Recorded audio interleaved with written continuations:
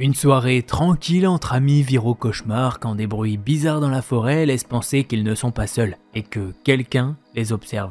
Voilà, petit extrait de ce qu'on va voir aujourd'hui. Alors, imaginez un groupe de potes qui partent passer une soirée en forêt. Ils ont pris la vieille Jeep de Josh et ça secoue pas mal sur le chemin de terre. Le soleil commence à se coucher, tu vois le genre, le ciel est tout orange et violet. Judith, elle, est assise à l'avant. Elle descend la vitre et prend une grande bouffée d'air frais. Ça fait des semaines qu'ils en parlent de cette soirée. Juste un petit moment tranquille avant de retourner à la vie quotidienne. Un samedi soir à boire des bières autour d'un feu de camp.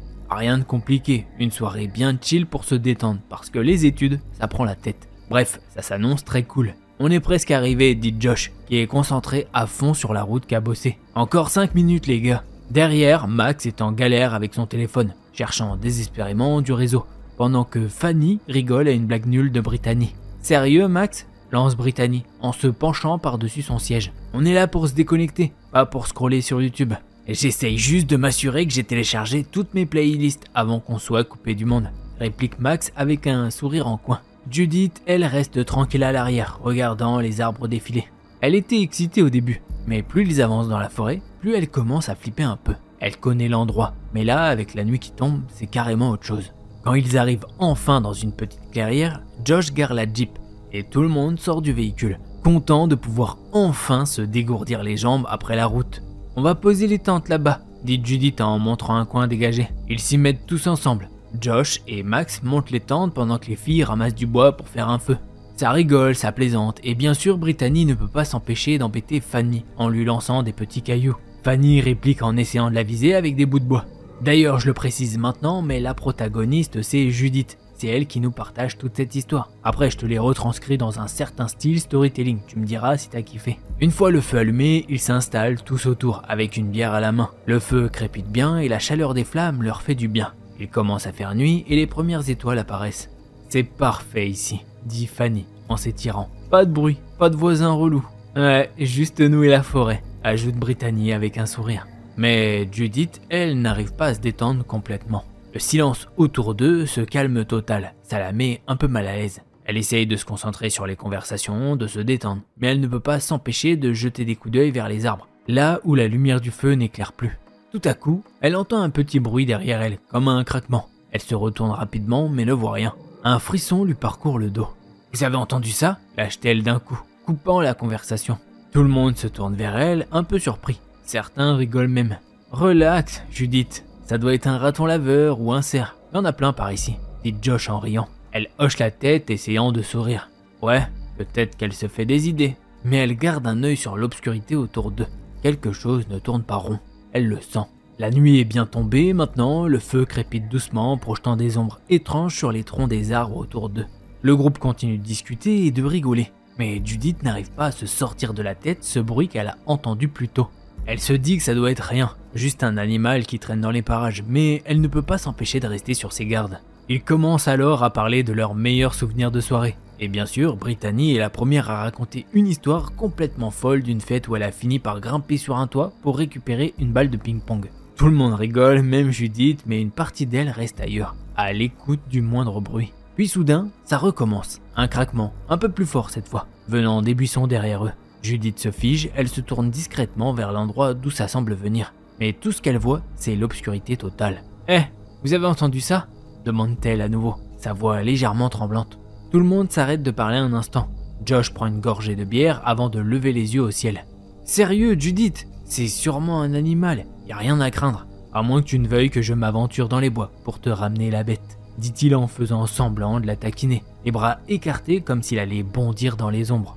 « Ouh, fais gaffe, sinon le grand méchant loup va te manger », plaisante Max en agitant les doigts pour faire semblant d'être un monstre. Judith tente de sourire, mais cette fois, elle n'arrive pas à se convaincre. Quelque chose cloche. C'est pas juste un animal, il y a quelque chose de différent dans l'air. Elle essaye de reprendre le cours de la soirée, mais ce sentiment étrange la poursuit. Le groupe continue de rigoler, mais l'ambiance a changé. Fanny finit par remarquer que Judith est toujours tendue. Elle lui tape gentiment sur l'épaule. « Eh, t'inquiète pas », murmure-t-elle. On est là ensemble. Si c'est vraiment quelque chose, on s'en sortira. D'accord ? Judith hoche la tête, reconnaissante, mais elle reste méfiante. Peu après, un silence s'installe. Ils finissent par éteindre la musique pour écouter le calme de la forêt, loin des lumières de la ville. Le ciel est maintenant rempli d'étoiles. et l'obscurité autour d'eux est totale, à part la lueur des braises mourantes. Fanny regarde autour d'elle, mal à l'aise. La forêt qui lui semblait tranquille au début commence à paraître beaucoup plus hostile maintenant.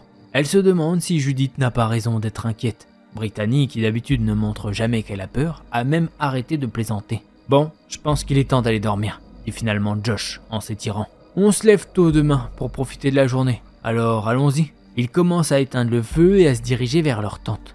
Judith jette un dernier coup d'œil vers les buissons, mais tout est calme, trop calme. Elle suit les autres, mais cette impression d'être observée ne la quitte pas. Ils se glissent chacun dans leur tente. Judith partage la sienne avec Brittany. Alors que tout le monde s'installe pour la nuit, le silence devient lourd. Judith est allongée sur son matelas, les yeux grands ouverts, écoutant les bruits lointains de la forêt. Elle sait qu'elle ne va pas s'endormir tout de suite. Elle entend encore les craquements des branches, les bruissements dans les feuilles. Chaque petit bruit semble amplifié dans l'obscurité. Un craquement plus fort retentit soudain, suivi d'un grognement grave et guttural qui résonne à travers la nuit. Judith se fige. C'est pas un cerf, ni un raton laveur. Ça, c'est sûr. Elle retient son souffle, espérant que c'était juste son imagination. Mais quand elle se tourne vers Brittany, elle voit que son amie a arrêté de scroller sur son téléphone. Elle a même une main devant sa bouche, comme si elle voulait empêcher un cri de sortir. Judith sent son cœur battre à tout rompre. Ce qui se passe là, c'est pas normal. Le silence est devenu presque assourdissant. Judith reste allongée dans sa tente, incapable de bouger. À côté d'elle, Brittany ne dit pas un mot non plus. Complètement figée, le visage crispé par la peur. Le craquement et le grognement qu'elles ont entendus plus tôt résonnent encore dans la tête de Judith. Le temps semble suspendu. Chaque petit bruit de la forêt, le vent dans les arbres, les feuilles qui bruissent, tout devient suspect. Comme si quelque chose de dangereux se cachait dans chaque ombre. Judith sent son cœur battre tellement fort qu'elle est sûre que Brittany peut l'entendre. Mais les filles n'osent pas parler, comme si un mot de travers pouvait attirer quelque chose vers elles. Puis soudain, un autre grognement se fait entendre, plus proche cette fois. Un bruit rauque, presque inhumain. Judith ferme les yeux, espérant que ce n'est qu'un mauvais rêve. Mais non, c'est bien réel. Elle se tourne vers Brittany qui fixe la toile de la tente avec une expression de pure terreur. Et puis, sans prévenir, le tissu de la tente est déchiré dans un grand bruit déchirant. Un souffle froid d'air nocturne s'engouffre à l'intérieur. Brittany pousse un cri étouffé et Judith ne peut pas retenir le sien.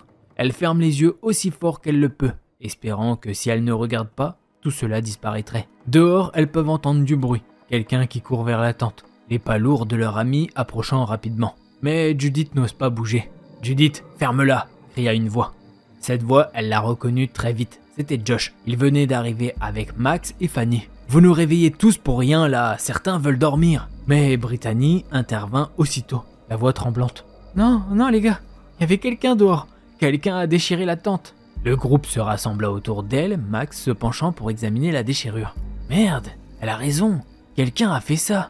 Et c'était pas un animal. » Le visage de Josh se durcit. Ils avaient tous commencé la soirée en mode relax, mais là, c'était du sérieux. « Ok, on va faire le tour du camp, si c'est l'un d'entre nous qui fait une blague, c'est le moment de le dire. Parce que franchement, c'est pas drôle. » Ils allument leur lampe torche et se mettent à fouiller les environs, éclairant les buissons et scrutant chaque recoin. L'ambiance a changé du tout au tout. Le silence est devenu inquiétant, presque oppressant. Pas un seul bruit ne vint perturber leurs recherches, comme si toute la forêt retenait son souffle.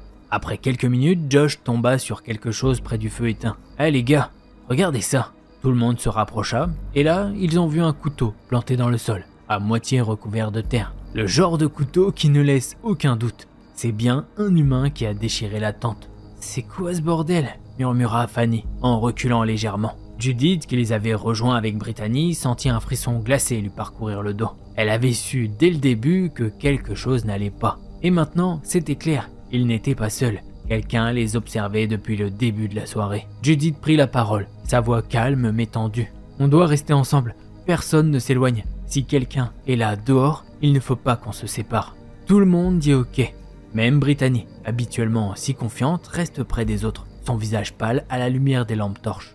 Ils décidèrent de rassembler leurs affaires et de rester regroupés autour du feu. Pas question de retourner dans les tentes maintenant. Ils se sont assis tous en cercle, les yeux rivés sur la forêt autour d'eux. Chacun tient quelque chose dans ses mains, un bâton, une lampe, quelque chose qui pourrait servir de défense au cas où. Le silence est lourd et chaque craquement dans les bois les fait sursauter, certains plus que d'autres. Judith se tient près de Brittany, les yeux grands ouverts, fixant les ténèbres. Elle sait qu'ils sont surveillés, ils ne sont pas seuls dans cette forêt. Et peu importe qui ou quoi est là, ça n'a pas l'intention de les laisser tranquilles. La tension est à son comble. Assis en cercle autour des braises mourantes du feu de camp, le groupe se tient prêt à réagir. Le couteau trouvé près du feu est un signe clair. Quelqu'un les surveille. Judith a du mal à calmer les battements de son cœur. Tout le monde regarde autour de soi, tendu, attendant le prochain bruit.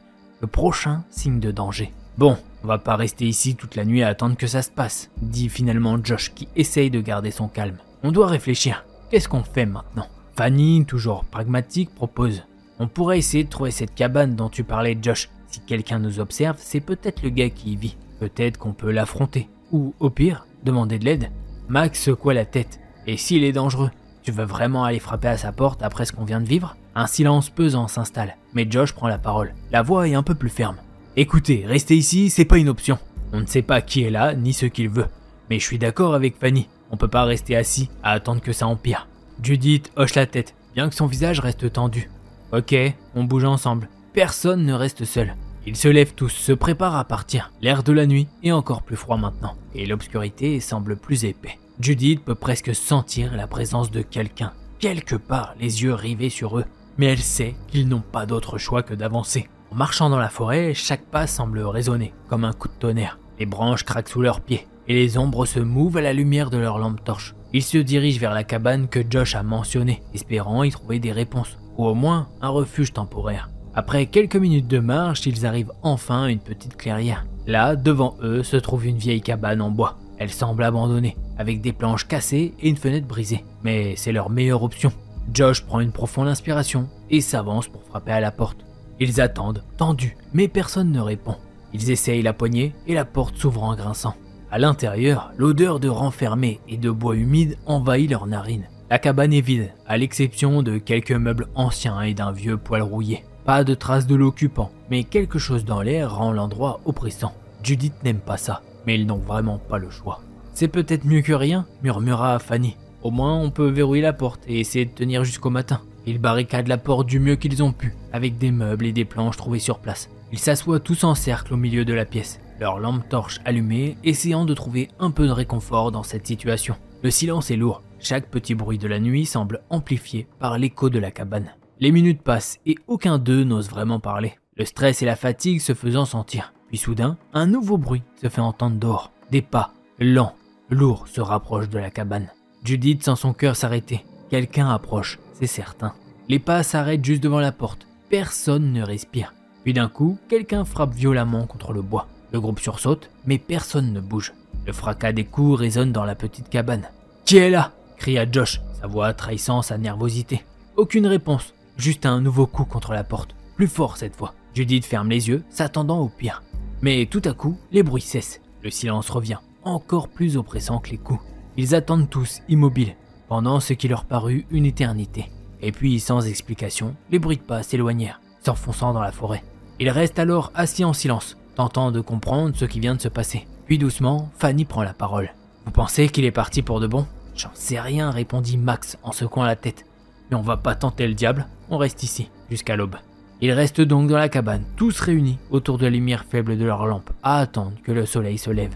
Le reste de la nuit se passa dans une sorte de transe silencieuse, où chacun restait éveillé, à l'écoute du moindre bruit. Au fur et à mesure, les deux garçons ont commencé à se détendre et à parler un peu.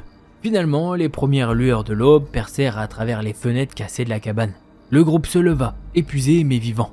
Ils ont décidé de partir, de retourner à leur jeep et de quitter cet endroit maudit. Sur le chemin du retour, personne n'a vraiment parlé. Chacun avait encore l'esprit embrouillé par ce qui s'était passé. Une fois de retour à la jeep, ils montèrent à bord et Josh démarra le moteur. Ils ont quitté la forêt sans se retourner, laissant derrière eux cette nuit étrange et angoissante. Le retour à la vie réelle était assez étrange. Ils étaient de nouveau entourés de bâtiments, de voitures et de gens, mais quelque chose en eux avait changé. Ce qui s'était passé dans la forêt restait gravé dans leur esprit, même si aucun d'eux ne parlait vraiment de cette nuit. Ils savaient qu'elle avait laissé une empreinte indélébile. Chaque fois qu'ils se retrouvaient ensemble après ça, ils évoquaient la soirée, en riant parfois nerveusement, mais toujours avec un fond de sérieux. « Tu te souviens de ce foutu couteau ?» Ou « Je me demande toujours qui c'était ?» Des phrases qui reviennent régulièrement, toujours avec ce même mystère non résolu. Le groupe sait qu'ils ont eu de la chance. Ils s'en étaient sortis, mais cette nuit-là les avait changés.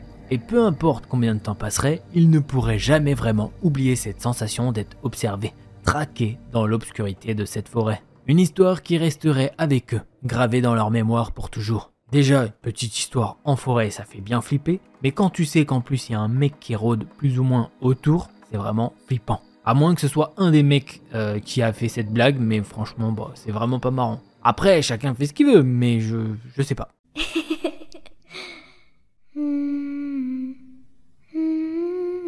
L'histoire que je vais vous raconter, c'est celle de Brandia. Au moment de cette histoire, c'est une américaine de 21 ans. Bon, elle est toujours américaine, ça n'a pas changé, mais maintenant elle a 25 ans. Donc l'histoire a plus ou moins 4 ans. Quand cette histoire commence, c'est l'été et Brandia et son amie Diana, elles ont un projet. C'est de s'émanciper un peu et de plus être chez papa et maman. Alors elles se mettent à chercher une colocation à 2. Et en faisant leurs recherches, elles se rendent compte que le loyer divisé en 2, ça fait quand même cher. Elles ont prévu de travailler à côté pour se payer ça, mais les loyers dans leur ville sont assez chers. Au bout d'un moment, elles tombent sur une annonce en ligne qui dit que c'est une colocation de 3 personnes et qu'il y a déjà une place qui est prise par une femme. Et du coup, il en reste 2 dispo. Les filles en discutent entre elles et se disent bon, tu sais quoi, si on divise par 3, c'est quand même plus vivable sur le budget. Elles se renseignent et tout, et la maison est bien placée. Elles discutent avec le propriétaire et conviennent d'une date pour une visite de la maison. On passe quelques jours jusqu'à la visite et tout se passe bien. La maison est cool, c'est vraiment grand pour 3 filles. Elles se disent qu'elles vont être trop bien. Il n'y a vraiment aucun problème à ce niveau. Elles ont juste pas vu la fille qui partagerait la maison avec elles. Elles décident d'accepter et signent les papiers pour emménager. Le bien est déjà disponible et elles peuvent emménager quand elles veulent. Alors les filles s'organisent chacune de leur côté et elles décident de déménager le peu d'affaires qu'elles ont de chez leurs parents en faisant des allers-retours avec leur voiture. Et pendant qu'elles font des allers-retours, elles tombent sur leur colocataire qu'elles ne connaissaient pas jusque-là. Et à première vue, elle est tout ce qu'il y a de plus normal. Elle s'appelle Sydney et de son côté, elle est également étudiante, mais dans une autre université. Le reste de l'année scolaire se passe bien, mais malheureusement, à un moment, sa meilleure amie lui explique que sa mère est malade et qu'elle va devoir retourner chez elle pour être proche de sa famille. Et Brandia, elle comprend très bien la situation. Et elle lui dit il n'y a pas de souci et qu'elle devrait s'occuper de sa mère. En plus, Brandia, à force, elle s'est bien habituée à cette nouvelle vie. Elle est pas si loin de chez ses parents, elle va les voir assez souvent, mais elle a ce truc d'indépendance qui est trop cool. Et en plus, la colocataire, Sydney qui était là avant, elle est hyper sympa. Depuis, elles sont pas devenues genre amies de fou, car elles ont des amis différents et centres d'intérêt différents. Mais la cohabitation est parfaite. Si jamais il y a un problème, elles le règlent très vite et à l'amiable. Enfin, comme des personnes adultes et raisonnables. Pendant un moment, les 2 filles ne sont que 2 dans la maison. Et bon, malheureusement, ça pouvait pas durer. Le propriétaire vient les voir et leur dit qu'il a trouvé un nouveau colocataire. Et ça, les filles l'ont capté assez vite. Un nouveau colocataire. Alors que oui, elles auraient préféré que ça soit une fille. Mais elles trouvent ça assez bizarre car il a fait aucune visite. Mais bon, peut-être que le nouveau colocataire est pas très regardant et puis voilà. Quelque chose comme 2 semaines passent et enfin un mec débarque dans la maison. Il va faire emmener pas mal d'affaires à la maison, mais bon, pour le coup, il met tout ça dans sa chambre, donc ça gêne personne pour l'instant. Bon, il croise les filles et il leur parle quasiment pas au début. Elles se disent il est peut-être un peu timide. Alors, elle sait pas comment nous expliquer ça, mais en termes d'apparence, il fait timide en fait. On dirait que c'est un gars qui est ouvert à la discussion super facilement, mais en fait, c'est pas le cas. Et en fait, c'est plus compliqué que ça, tu verras. Les premiers jours de cohabitation sont délicats, il parle que très peu et de manière un peu sèche. Peut-être qu'il lui faut un temps d'adaptation, mais il va falloir qu'il s'adapte assez vite en fait. Parce que ça fait 1 semaine qu'il est là et les filles font déjà un état des lieux. Il fait pas la vaisselle, il nettoie pas la salle de bain quand il sort. Comment dire qu'elle retrouve des poils et c'est pas cool. Il laisse traîner des affaires, genre il enlève son sweat, le jette sur le canapé du salon et puis voilà. Bref, je vous passe des détails mais c'est pas fou. À chaque fois, les filles essayent de le reprendre, mais de façon délicate, un peu en mode « Ah, tu devrais faire ça, attention, t'as laissé traîner ça, et puis ça. » Le temps passe, et ça fait 1 mois entier que ça bouge pas. Et le mec était en mode tranquille en fait. Maintenant, il commence vraiment les hostilités. Il se met à inviter des potes à lui dans la maison. Alors que pourtant, ils ont une sorte de règlement normalement. C'est tu peux ramener une personne, mais chill quoi, tu fais pas des soirées et tout. Et c'est ce que ce mec fait. Il ramène des potes dans le salon. Ça boit, ça fume, et ça a fait ça jusqu'à tard le soir. Le lendemain, Brandia se lève et voit que tout le monde est parti, et qu'ils ont absolument rien rangé. Elle se dit sérieux, c'est quoi ce boulet qu'on se tape, c'est trop, et elle en parle à Sydney. Elles se disent qu'elles vont l'attendre et lui en parler pour lui mettre un petit coup de pression. Il revient uniquement 2 jours après, et en attendant, vous imaginez bien que Brandia et Sydney ont rangé la maison, car elles n'allaient pas vivre là-dedans. Mais pour le coup, elles ont pris ça en vidéo. Et elles lui ont montré, et il a répondu que ça y est, il en a marre d'être tout gentil depuis le début, faire le mec bien et tout. Elles lui disent, mais comment ça un mec bien? Tu fous absolument rien à la maison. On est obligé de tout faire à ta place quasiment. Et attention, ce sont ses mots à lui, s'il vous plaît, pas les miens, ok? Il leur dit, mais pardon, mais moi je fais rien. J'ai l'impression de tout faire ici. Moi à la maison, je rangeais rien. C'est ma mère qui faisait tout. Donc les filles, elles lui font, ouais, bah tu fais ce que tu veux avec ta mère, mais nous, on n'est pas ta mère en fait. Du coup, il va leur dire la dinguerie suivante. Ouvrez les guillemets. Non mais mère ou pas, ça change rien. Vous êtes des femmes. C'est à vous de faire le boulot à la maison. Autant vous dire que les deux filles sont outrées d'entendre ça. Et elles décident d'appeler à la rescousse le propriétaire. Il va venir le lendemain et elles vont tout lui expliquer avec des preuves photos et vidéos. Elles lui disent clairement qu'elles ont l'impression de vivre avec un homme de Cro-Magnon. Le propriétaire leur dit « Ok, je vais essayer de lui parler pour dédommagement, je vous fais moins 50% sur le loyer ce mois-ci. » Il essaye d'être conciliant comme il peut en fait. Et Brandia se dit « Bon bah peut-être qu'avec un avertissement, le gars il va se calmer et puis voilà. » Et bah comment vous dire que aussi fou que ça paraisse, ça fonctionne, miracle. Bon, j'arrête tout de suite, de courte durée, 3 jours. Et ça tombe vraiment mal, puisque le propriétaire leur envoie un SMS groupé pour dire qu'il sera en vacances pendant 3 semaines. Il doit rendre visite à de la famille à l'autre bout du pays. Et je peux vous dire que le lendemain, après ce SMS, c'est rebelote. Le mec en fout pas une et pour fêter ça, c'est soirée directement le soir même. Brandia et Sydney sont claquées de fou. Elles font des études et ont un boulot. Et l'autre, il fout le bordel. Elles vont dans le salon pour lui dire d'arrêter la soirée. Et les filles se font limite menacer par un des gars de la soirée. Les filles sont tellement pas sereines qu'elles vont dormir toutes les deux dans la même chambre. C'est pour vous dire. À un moment, ça tape à leur porte, c'est le gars qui les a menacées, qui leur dit qu'il voudrait bien qu'elles sortent de la chambre pour s'amuser un peu avec elles dans le salon. Brandia appelle le colocataire mec et il répond. Elle lui demande de faire revenir son pote dans le salon, car là, il les agresse littéralement derrière la porte. Et le coloc, il leur répond que toute cette histoire-là, c'est pas ses oignons. Alors Brandia fait un truc simple, c'est qu'elle appelle la police. Heureusement pour elle, la police est disponible et vient dans leur maison pour faire stopper tout ça. Mais malheureusement, ils ont tous détalé en entendant la police. Parce que oui, les gyrophares de la police, ça se voit bien. Et que les personnes qui étaient à cette petite soirée devaient consommer plus que des bonbons classicaux qu'on trouve au supermarché. Vous voyez ce que je veux dire. Du coup, Brandia donne le numéro du propriétaire pour lui mettre un coup de pression. Malheureusement, il répond pas. Mais l'officière laisse un message un peu salé et elle prévient que ce colocataire est un danger et qu'il ferait mieux de le virer. Bizarrement, Brandia revoit pas le coloc pendant 3 jours, jusqu'au moment où elle le revoit sur le canapé en train de manger dans un Tupperware. Enfin, un Tupperware oui et non. Son Tupperware à elle, celui de Brandia, elle lui redit le schéma classique, ouais. Et lui, il lui redit le schéma classique. Oui, t'es une femme, tu dois faire à manger. Et en plus de ça, ton truc là, c'est de la merde, c'est pas si bon. Là, je peux vous dire que ça y est, ça en est trop pour Brandia et elle lui met une bonne grosse claque dans sa gueule. Et là, le coloc va se lever et va la serrer par le cou en reculant jusqu'à un mur. Il se met à la soulever et à force, elle galère à respirer, normal. Et il va la lâcher sans rien dire et se poser de nouveau dans le canapé. Brandia va alors se réfugier dans sa chambre et elle va appeler quelqu'un. Et peu de temps après, grosse explosion au niveau de la porte d'entrée. Ça débarque en bande et ça crie dans tous les sens. Brandia sort de sa chambre et elle voit dans le salon le colocataire qui se fait menotter. Parce que oui, je vous l'avais pas dit, mais la policière qui était en charge de l'affaire pendant la soirée a décidé de laisser son numéro de téléphone personnel à Brandia. Et du coup, pendant qu'elle était dans sa chambre, elle en a profité pour l'appeler et lui expliquer qu'il l'avait étranglée. Et ça, je peux vous dire que la policière, elle a pas laissé passer. Du coup, ils ont déployé les gros moyens. Et en plus, ça tombait bien, la patrouille n'avait aucune opération en cours. Il est passé en comparution immédiate, procédure d'éloignement, et il doit pas s'approcher de Brandia. S'il le fait, il va se faire détruire par la police qui peut le choper direct. La policière a de nouveau prévenu le propriétaire et c'est là que Brandia a fait une découverte. Le colocataire était en fait le neveu du propriétaire qui essayait de lui faire une fleur et tout. Mais bon, il a bien capté que c'était un cas spécial et qu'il pouvait rien faire pour lui. Il est venu chercher ses affaires et après ça, une nouvelle colocataire a emménagé. Puisque oui, après cette expérience, Brandia et Sydney ont demandé que ça soit une fille leur 3e coloc. Et pendant tout le temps où elle est restée dans cette maison, après ça, eh bien, ça s'est bien passé. Ensuite, elle a déménagé et ils vécurent heureux et eurent beaucoup d'enfants. Oula, pardon, je me suis trompé de fin, ça, c'est un Disney. Bref, tout ça pour vous dire que c'est la fin de ce thread d'horreur.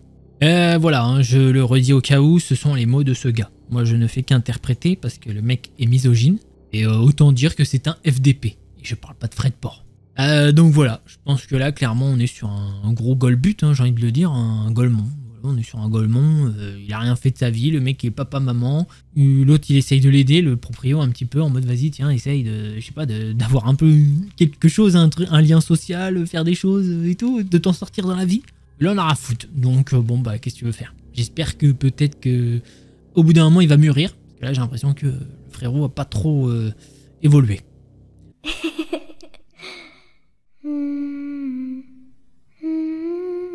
Brittany, 26 ans, est une fille pleine de vie qui bosse comme vendeuse chez Sephora. Oui, vous connaissez la marque et ce n'est pas une sponsor, au cas où. Elle adore son boulot, surtout parce qu'elle peut passer ses journées à conseiller les gens sur les meilleurs produits de beauté. C'est un peu comme être une fée marraine, mais pour les cosmétiques. Elle a toujours un sourire aux lèvres et une énergie positive qui met tout le monde à l'aise. Ça, c'est elle qui le dit, hein. Moi je suis pas allé vérifier en magasin. Mais bon, bref, son quotidien est assez simple, mais agréable.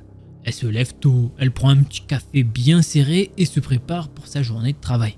Au magasin, elle accueille les clients avec enthousiasme, les aide à trouver ce qu'ils cherchent et leur donne des conseils personnalisés. Vous allez voir pourquoi je dis ça. Ses collègues, ils l'adorent apparemment parce qu'elle est toujours prête à donner un petit coup de main et à rendre service. Bon, en dehors du boulot, Brittany, elle aime passer du temps avec ses amis. Ils se retrouvent souvent dans des cafés branchés ou des restos sympas pour discuter et rigoler. Elle adore aussi se détendre en regardant des films et en lisant des bouquins. Ça, c'est très bien. C'est une vraie passionnée de romans, policiers et de thrillers. Brittany, c'est quelqu'un de très sociable et chaleureux. Elle aime rencontrer de nouvelles personnes et découvrir de nouvelles choses. Sauf qu'aujourd'hui, la journée qui nous intéresse, c'est une journée comme les autres pour Brittany. Elle arrive au magasin, salue ses collègues et se met au travail. Elle ne se doute pas une seule seconde que cette journée va prendre une tournure inattendue et terrifiante. Son après-midi se passe tranquille au magasin et Brittany est en train de réorganiser les étagères quand elle voit une petite fille entrer dans le magasin. La gamine a l'air déterminée et se dirige droit vers le rayon des produits anti-âge. Brittany l'observe du coin de l'œil, intriguée. La fillette, qui doit avoir 8 ou 9 ans, prend plusieurs produits et se dirige vers la caisse. Brittany s'approche d'elle avec un sourire et lui dit « Salut, je peux t'aider ?» La fillette lève les yeux vers elle et répond d'un ton assuré « Non, c'est bon, je veux acheter ces produits. » Brittany jette un coup d'œil aux articles que la fillette tient dans ses mains et c'est du maquillage pour adultes, pas vraiment adapté pour une gamine de son âge. Je suis désolé ma puce, mais ces produits, ils sont pour toi ?» La fillette la regarde et lui dit « Bah bien sûr !» Brittany la regarde perplexe et lui explique que ces produits, ils sont pas adaptés pour les enfants. Tu devrais peut-être choisir quelque chose de plus adapté pour toi. C'est ce qu'elle essaye d'expliquer doucement, calmement. Et la fillette fronce les sourcils et son visage se crispe de colère. Non, je veux ces produits, j'en ai besoin pour ma skincare. C'est ce qu'elle crie en tapant du pied par terre. Brittany, elle est en mode ok, mais elle est pas choquée puisque maintenant les enfants ados se maquillent plutôt qu'avant. Mais quand même, elle a sélectionné des produits qui ne lui correspondent pas du tout. Brittany essaye de la calmer, mais la fillette devient de plus en plus agitée. Elle commence à jeter les produits par terre, renversant des étagères et créant un chaos total dans le magasin. Les autres clients et employés regardent la scène avec stupéfaction. Ils sont en mode ils savent pas comment réagir. Brittany essaye de l'empêcher de faire tout ce vacarme et lui dit « mais calme-toi, on va choisir d'autres produits ensemble. » Sauf que la fillette, elle est clairement hors de contrôle. Elle se met à tout casser, elle hurle et elle pleure. Brittany est complètement dépassée par la situation, elle n'a jamais vu une gamine péter un câble comme ça. La petite se met par terre, sur le dos, tape des pieds en criant et en pleurant. Elle se lève d'un bond et elle va mettre ses mains comme ça. Je vous montre, elle passe comme ça dans le rayon et elle fait absolument tout tomber. Finalement, après ce désordre épileptique apocalyptique, la petite fille est sortie du magasin en criant, laissant bien évidemment derrière elle un désordre de fou malade. Brittany et ses collègues, forcément, ils se mettent à nettoyer les dégâts. Ils sont encore sous le choc de ce qui vient de se passer. C'est pas normal techniquement. Du coup, il y a une de ses collègues qui lui dit « Mais c'était quoi sérieux ça ?» Brittany la regarde et lui répond « Je sais pas, aucune idée. Je lui ai juste dit que les produits, ils étaient pas faits pour elle et elle a pété un plomb. » Bon, les filles continuent de ranger le magasin, mais l'ambiance elle est un petit peu chelou. Brittany, de son côté, essaye de se concentrer sur son travail, mais elle peut pas s'empêcher de penser à cette fillette. Et surtout, à sa réaction totalement disproportionnée. Et je peux vous dire qu'elle ne sait pas encore que cette journée est loin d'être terminée. Si encore c'était que ça. Mais bon, il y a encore des petites choses. Brittany prend une pause pour se détendre un peu. Elle se dirige vers la salle de repos, se sert un café et s'assoit pour souffler. Elle repense à ce qui vient de se passer il n'y a pas si longtemps. Elle se dit mais c'était vraiment bizarre. J'espère clairement que ça va pas se reproduire. La journée avance et le magasin commence à se vider. Les clients partent peu à peu et il ne reste plus que quelques personnes. Le vigile qui à la base était là pour surveiller a clairement fini son service et il est parti.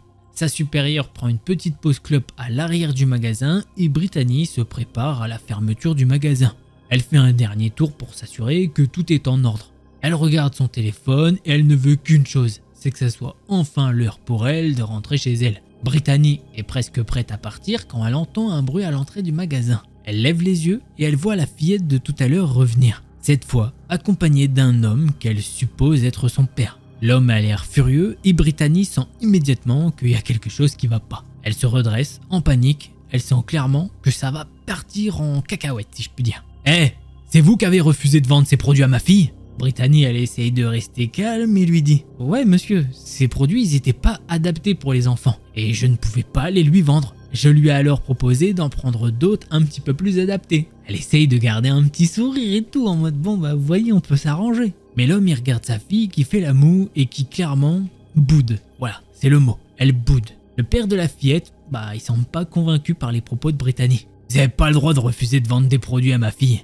C'est une princesse et elle mérite le meilleur. » C'est ce qu'il lui crie en s'approchant d'elle. Brittany sent son cœur battre plus vite, elle sait que la situation est en train de dégénérer. Elle essaie quand même de garder son calme, mais bon bah forcément la panique monte en elle. « Monsieur, je comprends que vous soyez en colère, mais ces produits ne sont vraiment pas adaptés pour une enfant de son âge. » Comment vous dire que tout ceci passe d'une oreille et ressort de l'autre en un temps record? L'homme il veut rien entendre. Il fait un pas de plus vers elle et avant que Brittany puisse réagir, eh bien il la pousse violemment. Elle trébuche en arrière se rattrapant de justesse à une étagère. Le choc la laisse clairement sans voix. « Vous allez le regretter !» C'est ce que va dire le mec en s'approchant encore plus d'elle. Brittany est en train de se redresser mais l'homme la frappe à nouveau, cette fois avec plus de force. Et il lui a mis une belle claque dans la tête, alors elle sent la douleur exploser dans son visage. Comment vous dire que elle vend des produits de beauté. Elle ne s'attendait clairement pas à recevoir des menaces et une agression sur son lieu de travail. La terreur l'envahit de bout en bout. Elle doit se mettre à l'abri et vite. Elle se relève tant bien que mal et court vers la remise, espérant y trouver un petit refuge. L'homme la suit de près, hurlant des insultes et des menaces. Brittany claque la porte derrière elle et la verrouille. Heureusement pour elle, la porte est blindée. Elle entend l'homme essayer de la défoncer, mais heureusement, elle tient bon. Brittany est en sécurité, enfin pour l'instant. Mais, en tout cas, ce qui ne change pas, c'est qu'elle est terrifiée. Elle sort son téléphone et appelle la police, les mains tremblantes. « Allô la police, je suis au Sephora de Nanani, un homme est en train de m'attaquer. Il essaye de défoncer la porte de la remise où je me suis réfugié. S'il vous plaît, venez vite. » L'opérateur lui assure que la police est en route et lui demande de rester en ligne et planqué. Brittany entend les coups contre la porte de plus en plus fort. Elle prie pour que la porte tienne jusqu'à l'arrivée de la police. Et comment vous dire que dans une situation comme ça, eh bien les minutes, y passent comme des heures. Le temps ne s'écoule pas. Au bout d'un temps qui semble être une éternité, Brittany entend les sirènes au loin et pousse un soupir de soulagement. Enfin, la police est là. Elle entend des voix à l'extérieur, des ordres criés, et puis plus rien. Les coups contre la porte se sont arrêtés d'un coup. Brittany reste immobile, le téléphone toujours collé à l'oreille. Elle entend des pas s'approcher de la porte, puis une voix calme. « Madame, c'est la police. Vous êtes en sécurité maintenant. Vous pouvez sortir. » Brittany ouvre la porte lentement, encore sous le choc. 2 policiers se tiennent devant elle, l'air sérieux mais rassurant. « Il est parti? C'est bon ?»« Oui madame, nous l'avons maîtrisé. Vous êtes en sécurité. » Brittany sort de la remise, les jambes flageolantes. Elle voit l'homme menotté, en train de crier et de se débattre. La fillette, quant à elle, elle est à côté de lui, l'air terrifié et en même temps en colère. Brittany, elle ressent un mélange de soulagement et en même temps de colère forcément. Elle comprend toujours pas comment la situation a pu dégénérer à ce point juste parce qu'elle a eu une éthique en fait. Et au moment où elle se fait la réflexion de tout ça, eh bien elle peut entendre le mec gueuler. « C'est la plus grosse connasse de vendeuse que j'ai jamais vue de ma vie. Je vais porter plainte contre elle pour ne pas avoir vendu les produits à ma fille. C'est contraire à la politique du magasin. » Après ça, elle l'a plus entendu puisque les policiers ont foutu sa tête et bien évidemment tout son corps dans la voiture de police, ainsi que la petite fillette, laissant Brittany et sa manager dans un état de choc et de confusion. Parce que oui, sa manager, elle est arrivée pendant que les policiers interrogeaient Brittany. Elle était dehors, en train de fumer et de passer un coup de fil à son mec. Ce qui fait que elle, de son côté, elle entendait rien du tout. Ou du moins, peut-être qu'elle s'en foutait. Mais bon, bref, c'est pas le sujet. Les jours suivants sont difficiles pour Brittany. Elle a du mal à dormir en fait. Elle revit tout le temps les événements terrifiants de cette journée. Ses collègues et amis lui apportent leur soutien. Mais elle sait que cette expérience laissera des traces durables dans sa vie. À ce qui paraît, le magasin décide de renforcer les mesures de sécurité et de former les employés à mieux gérer les situations de conflit. Même si elle nous dit que bon, c'est plutôt du gros blabla pour faire genre. Mais bon, c'est comme ça. Brittany, quant à elle, décide de ne plus jamais contrarier un client ou une cliente, même si le produit ne lui convient pas. Elle essaye de conseiller au mieux, mais si la personne insiste, elle laisse passer, tant pis. Elle le dit clairement, je ne veux plus jamais revivre ça. Si quelqu'un veut vraiment un produit, même si c'est pas adapté, je le laisse faire. C'est pas la peine de risquer ma sécurité pour ça. Comme elle le dit, Brittany, elle sait que la vie continue et qu'elle doit trouver la force de surmonter cette épreuve. Avec le temps, elle espère pouvoir retrouver la joie et la sérénité qui ont toujours caractérisé sa vie. Mais là, quand elle écrit le thread, ça fait pas si longtemps qu'elle a vécu ces événements. Alors forcément, elle a encore un petit peu de mal quand elle travaille. Voilà, c'est comme ça que ce thread d'horreur finit. Et on espère que non, elle n'aura plus jamais à vivre ça. Même si, faut se le dire, apparemment les jeunes sont de plus en plus fous. Vraiment. Mais bon, pas que les jeunes. En fait, j'ai l'impression que tout le monde devient fou. Voilà, c'est simple. Moi, j'ai l'impression que les threads d'horreur, vous inquiétez pas, j'ai de quoi faire encore un petit moment. Et encore, je fais pas des true crime aussi, parce que vous inquiétez pas, sinon il y a de quoi faire. D'ailleurs, true crime, ça t'intéresse? Tu me le dis en commentaire. Non, vraiment, c'est un vrai truc. Des fois, j'ai envie un petit peu, mais il faut savoir que sur YouTube, dès que tu fais un petit truc, je vais vous mettre un petit screen. Par exemple, j'ai fait un petit truc à un moment où ça parlait de la mafia. Hop, inéligibilité aux annonces. Donc, pas de paiement, pas payé pour cette vidéo. Et dès que tu parles un peu de trucs touchy, YouTube, ils aiment pas. Donc voilà, si tu veux des true crime, peut-être qu'on peut s'arranger, mais il faut vraiment vous manifester là. Ceux qui aiment les true crime, dites-le maintenant, parce que sinon, voilà, ok? Je compte sur vous. On va maintenant passer au second thread d'horreur.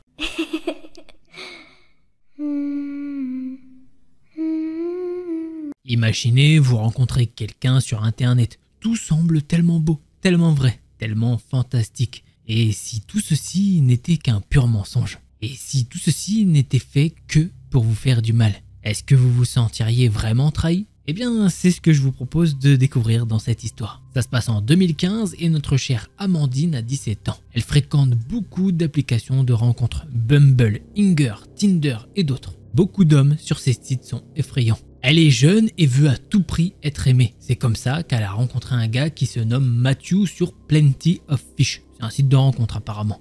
Ils ont commencé à parler et Amandine a regardé un peu plus ses photos. Le problème, c'est qu'il y avait beaucoup de filtres dessus. Et toutes ces photos, se ressemblaient en fait. Il est blond, aux yeux bleus et il est très beau. Elle l'aime bien et il l'aime bien. En retour, donc, quelle que ce soit la manière, ce site de rencontre fonctionne.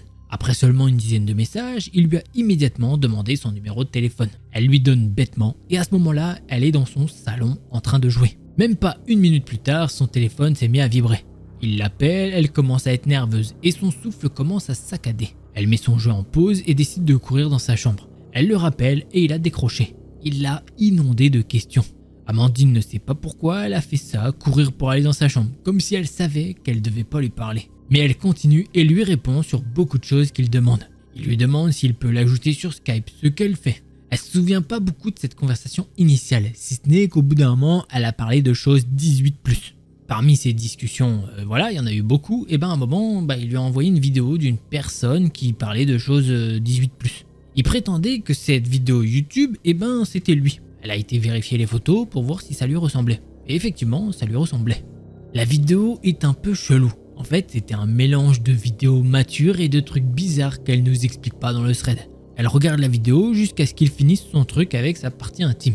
Après cela, il lui envoie des messages sur Skype pendant un moment. Puis il lui pose une question assez bizarre. « Et si je n'étais pas ce que je devais être, tu m'aimerais, non ?» Ce à quoi elle a répondu. « Mais de quoi tu parles? Comment ça c'est pas vrai ?»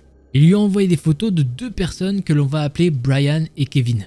Et il lui demande « Si j'étais l'un de ces mecs ?» Amandine regarde les photos. Et les deux hommes étaient d'âge moyen, chauves et ne prenaient pas soin d'eux.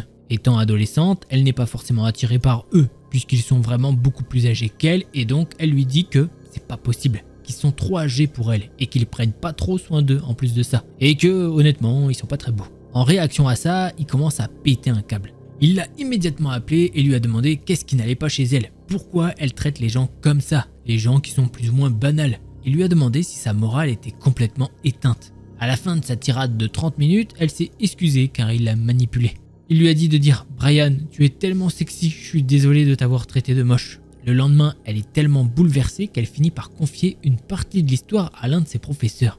Car elle ne sait pas ce qu'elle est censée faire dans des situations comme ça. Son professeur lui dit de ne pas tenir compte de ce que disent les idiots sur internet. Cela l'a fait se sentir un peu mieux et ça l'a aidé à passer la journée. Quand elle est rentrée chez elle, Matthew lui a dit qu'ils allaient finalement jouer à Final Fantasy, un jeu en ligne. Sauf qu'il allait lui partager l'écran et que elle devait chercher sur Google les solutions s'il n'y arrivait pas. Tout au long de ça, ils ont parlé de se rencontrer. Il lui a dit où il habitait et il lui a aussi dit qu'ils vont bientôt se voir. Il vit à 2 heures de chez elle, ce qui représente une randonnée pour une jeune de 17 ans qui ne sait pas conduire. Mais quand elle a accepté de le voir et qu'il parlait, elle a remarqué qu'il y avait son email personnel qui était ouvert. Elle continue de voir la notification nouveau message et le numéro de téléphone dans cet onglet. En fait, ce qu'il faisait, c'est qu'il désactivait son partage d'écran pour répondre aux SMS via sa messagerie électronique. Amandine cherche le nom dans son navigateur et elle trouve un profil Facebook. Surprise, surprise, il n'est pas celui qu'il prétend être. Matthew, c'est son vrai prénom, mais le visage qui correspondait plutôt était celui de Brian.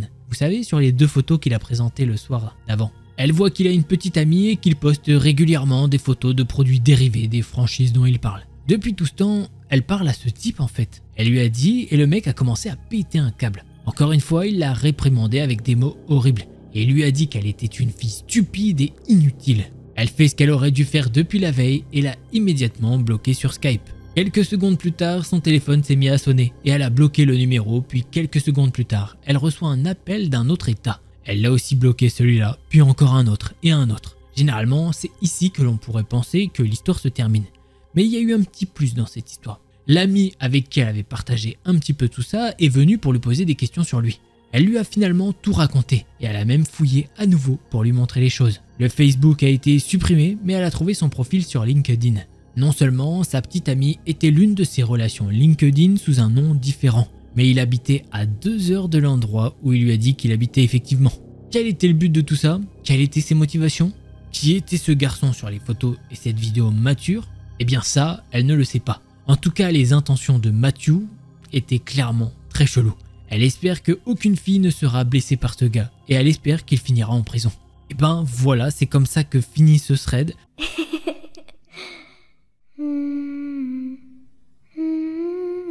Alors pour cette histoire, ça change de d'habitude, je sais juste que c'est une fille, elle dit je suis une fille, mais on sait pas son âge et on sait pas si elle est américaine ou quoi. Mais au vu du récit, je sais pas, peut-être pas. Voilà, dites-vous bien que c'était écrit en anglais, donc c'est dans un pays anglophone sûrement. Ce que je peux vous dire, c'est que Nora, elle est plantée devant un cinéma, le téléphone dans la main. Elle check l'heure pour la 10e fois. Ça fait déjà 5 minutes qu'elle attend. Maxime devrait être là, non? C'est ce qu'elle se dit. Ils se sont donné rendez-vous à 19h30 pile et elle déteste attendre. Surtout pour un gars qu'elle connaît à peine. Elle jette un coup d'œil rapide au passant, espérant reconnaître son visage.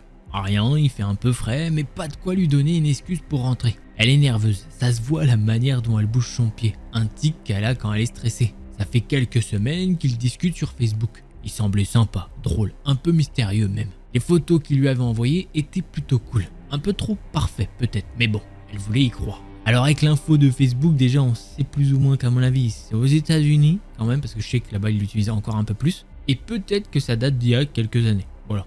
Un gars qui s'intéresse à elle, ça faisait un moment que c'était pas arrivé. Du coup, elle avait accepté le rendez-vous sans trop réfléchir. 19h40, toujours personne. Elle souffle, un peu agacée, et son téléphone vibre. Un message, elle ouvre l'appli en vitesse. Désolé, j'ai un contretemps. Et c'est tout ce qu'elle a. Aucun ouais, je suis en route, aucun je vais arriver avec un peu de retard, non. Juste ça.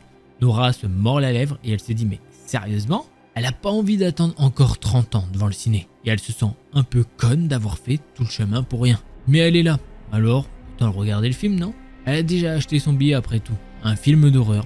À la base, en plus, c'est pas trop son truc. Mais c'est lui qui avait choisi. Tant pis, elle va se le faire seule. Elle pousse la porte du cinéma, passe son billet et entre dans la salle. Y a pas beaucoup de monde, quelques couples ici et là, 2 mecs assis au fond qui rigolent, bref. Nora prend place au milieu, seule dans la rangée, elle s'installe, sort son téléphone une dernière fois, espérant voir un nouveau message. Mais non, rien. Elle se dit, c'est quoi, tant pis pour lui. Le film a à peine commencé que Nora sent une présence à côté d'elle. Elle tourne la tête et voit un type qui vient de s'asseoir à côté, sans rien dire. Le mec est un peu plus âgé que ce qu'elle imaginait, la trentaine peut-être, avec des cheveux mal coiffés et un sweat qui a vu des jours meilleurs. Il se penche vers elle et chuchote. « Salut, c'est moi Maxime. Désolé pour le retard. » Nora cligne des yeux, confuse, et elle dit « Comment ça, quoi? C'est une blague ou quoi ?» Le gars qu'elle a en face d'elle ne ressemble en rien au Maxime de ses photos. Elle avait vu un mec plus jeune, les cheveux bien coupés, un sourire sympa. Là, c'est un gars totalement différent. Elle hésite, se demandant si c'est un malentendu. T'es sûr? Parce que franchement, c'est pas toi sur les photos. Et là, il lui dit Ouais, j'ai mis des photos de moi d'il y a quelques années, je me suis dit que c'était mieux, tu vois. Là, j'ai pris un peu de bouteille, c'est tout. Il lui lâche ça comme ça, comme si c'était complètement normal. Et Nora, elle sait pas quoi répondre. Elle le dévisage, essayant de comprendre comment il a pu se dire que c'était ok de faire ça. La situation la met déjà mal à l'aise, mais elle essaye de garder son calme. Elle se dit que peut-être, avec un peu de chance, il va juste s'asseoir là et regarder le film, sans faire d'histoire. « T'es venu pour voir le film alors ?» lui demande-t-il, en se penchant un peu plus près. Elle hoche la tête, incapable de dire autre chose. Le gars a un sourire bizarre, un peu trop insistant, et ça la dérange. Elle regarde autour d'elle. La salle est toujours à moitié vide. Quelques personnes concentrées sur l'écran. Personne ne semble avoir remarqué l'échange. Elle se sent de plus en plus coincée. Le film continue, mais un peu plus concentré. Le mec à côté d'elle est trop proche, trop envahissant. Elle se tortille un peu sur son siège, essayant de s'éloigner de lui sans que ça se voit trop. Bon, écoute, t'es sympa et je suis pas trop fan de regarder le film comme ça. Viens, je suis projectionniste ici. On peut voir le film d'un meilleur endroit. Je vais te montrer un truc cool. Nora, elle le regarde, les sourcils froncés. Projectionniste? Elle a jamais entendu parler de ça sur son profil.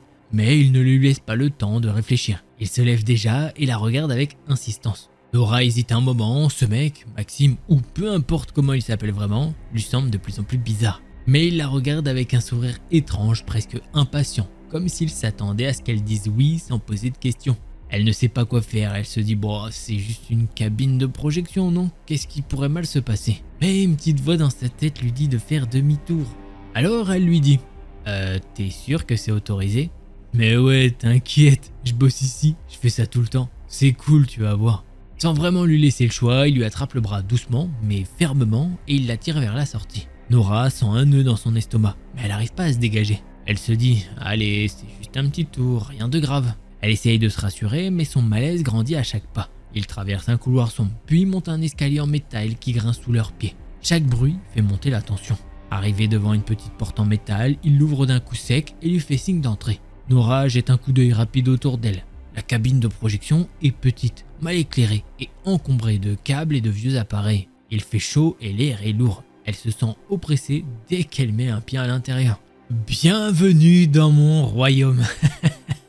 Ouais, il rigole comme un teubé, donc j'ai essayé de faire un mec qui rigole comme un teubé. C'est ça apparemment. Il dit il rigole comme un teubé dans le thread. Voilà, je suis désolé. Il referme la porte derrière eux, Nora se sent piégée. Le gars s'installe sur une chaise grinçante. Se gratte le menton avec nonchalance, puis se lève pour tripoter un tas de boutons sur une des machines. Le film continue à être projeté dans la salle, mais ici c'est comme si le monde extérieur n'existait plus.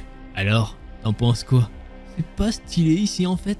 Il lui dit ça en se retournant vers elle, tout fier, il est tout content. Nora hoche la tête sans conviction, cherchant un moyen de s'en aller sans créer une scène. Mais avant qu'elle puisse dire quoi que ce soit, il se laisse tomber sur la chaise avec un soupir exagéré, puis il crache par terre. Ah, relax ma baby girl, t'es tendue. On va passer un bon moment, tu vas voir. Et il dit ça, donc en rigolant, comme je vous l'ai fait, mais avec un autre truc que je ne ferai pas, il se gratte le nez ou il se cure le nez à peu près. Voilà, donc le surnom, le ton de sa voix, tout son comportement. Nora se sent de plus en plus mal à l'aise. Elle sait qu'elle aurait dû partir dès qu'il l'a abordée. Mais là, c'est trop tard en fait. Elle est là, debout, raide comme un piquet, pendant que ce gars, affalé sur sa chaise, la fixe en rigolant. Il se gratte le nez comme si de rien n'était, et d'un coup, il lâche un énorme paix qui résonne dans la cabine. Et il éclate de rire, un rire mais bien gras. Le mec, genre, il est fier de lui. Nora, elle, ne sait plus où se mettre. Elle fait semblant de sourire, mais à l'intérieur, c'est la panique totale. Relax, ma baby girl. Détends-toi, tu fais une tête de 6 pieds de long. Ah, ce surnom, ça la rend dingue. Mais elle ose rien dire. Elle se contente de détourner les yeux, essayant de trouver une issue sans paraître trop flippée. C'est là qu'il se penche en avant et crache par terre juste devant elle. Un gros truc bien dégueu qui atterrit à ses pieds. Nora serre les dents, son malaise atteint des sommets. Elle se dit mais c'est pas possible, il est en train de se foutre de moi là. Alors, qu'est-ce que t'en dis? On continue à regarder le film ici ou... Il lui dit ça avec un regard en coin, comme s'il venait de lui proposer le plan du siècle. Il se lève, trifouille dans ses poches, puis gratte l'arrière de son crâne avant de lâcher un autre paix. Cette fois, en bougeant un peu pour mieux le faire résonner, il se met à éclater de rire. Eh ben putain, je suis en forme aujourd'hui. T'as vu ça, ma baby girl? Franchement, moi j'en peux plus tellement la scène est surréaliste. Mais elle, imaginez-vous, ce gars, il est trop bizarre. Elle regarde autour d'elle, cherchant désespérément une excuse pour se barrer. Mais la sortie, c'est la porte derrière lui. Elle se mord l'intérieur de la joue, essayant de ne pas céder à la panique. Sérieux, ça te dit pas de t'asseoir là? C'est ce qu'il lui dit, l'air hyper sérieux, mais avec ce sourire débile toujours collé aux lèvres. Nora, elle essaye de rester calme et se dit ouais, c'est pas grave, il est juste mal élevé, c'est tout, non, rien de grave.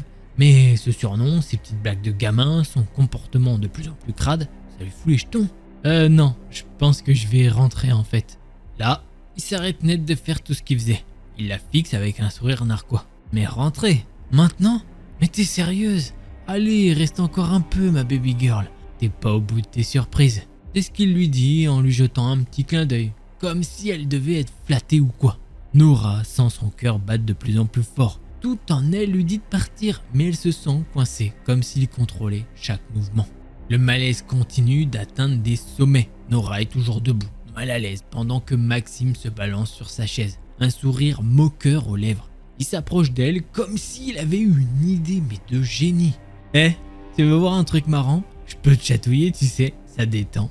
Avant qu'elle puisse réagir, il tend les doigts et commence à la chatouiller sous les bras. Nora éclate de rire, mais c'est un rire nerveux, presque incontrôlé. Elle se recule, tentant de se dégager, mais il continue, tout content de lui. Allez, avoue que t'aimes ça, ma baby girl. Elle essaye de pas exploser de gêne, ce mec devient de plus en plus lourd. Elle se frotte les bras, se demande comment elle a pu se retrouver dans une situation aussi ridicule. Mais le soi-disant Maxime ne s'arrête pas là. Il se lève encore une fois et commence à lui faire un massage maladroit des épaules, comme s'il était professionnel. Alors, ça c'est un bon massage, non? Le truc c'est qu'il appuie comme un fou juste en dessous de son cou. En fait, limite, il lui fait plus mal qu'autre chose. Elle se fige complètement gênée. C'est pas un massage relaxant, c'est un véritable harcèlement. Les mains de Maxime sont chaudes et un peu moites. Elle a envie de fuir à toute vitesse. Alors, c'est pas mal, hein? Je suis un pro du massage. Tu peux me garder comme ma sœur personnelle, ma baby girl. Nora, elle déglutit, ne sachant pas quoi répondre. Elle se sent piégée, comme si chaque geste de Maxime la maintenait là, coincée dans cette cabine. En fait, je pense que je vais vraiment y aller là. Maxime arrête enfin son massage et la regarde. Son sourire se fige un instant. Puis, avec un air presque déçu, il se remet à sourire. « Oh non, pourquoi tu veux partir? On s'amuse, non? Allez, reste encore un peu, le film est pas fini. » Nora secoue la tête, les larmes aux yeux, sentant que l'étouffement de cette situation l'oppresse. Elle fait un pas vers la porte, mais il l'attrape par le bras. « Attends, je vais te montrer un truc super, tu vas adorer. » Quand il lui dit ça, elle peut voir dans ses yeux une lueur qui la terrifie. Elle se dit que ça y est, c'est le moment de fuir. Elle se dégage d'un coup, ouvre la porte et court, sans se retourner. Le cœur battant, elle traverse le couloir, sentant l'air frais de l'extérieur sur son visage. Elle s'en va en se promettant de ne plus jamais se laisser embarquer dans ce genre de rendez-vous chelou. Nora court à travers le parking, le cœur battant à tout rompre. L'air frais de la nuit la frappe comme une claque et elle respire enfin à plein poumon, se sentant enfin libre. Elle jette un dernier coup d'œil vers le cinéma, s'attendant presque à voir Maxime surgir de là. Mais rien, il est sûrement resté dans sa cabine, piégé dans son propre délire. Arrivée près de sa voiture, elle s'arrête un instant pour reprendre son souffle, ses mains tremblant légèrement alors qu'elle fouille dans son sac à main pour trouver ses clés. Tout ce qui vient de se passer défile encore dans sa tête comme un mauvais film. Elle se demande comment elle a pu laisser un gars aussi bizarre l'entraîner dans une situation aussi glauque. Elle monte dans sa voiture, verrouille les portes et prend une profonde inspiration. Elle se dit « c'est bon, t'es enfin en sécurité, tu t'en es sorti ». Elle secoue la tête, chassant ses pensées un peu sombres parce qu'elle se disait qu'il allait lui faire du mal. Elle allume la radio pour mettre un petit peu de musique et se concentrer, essayer de se donner un petit peu d'entrain.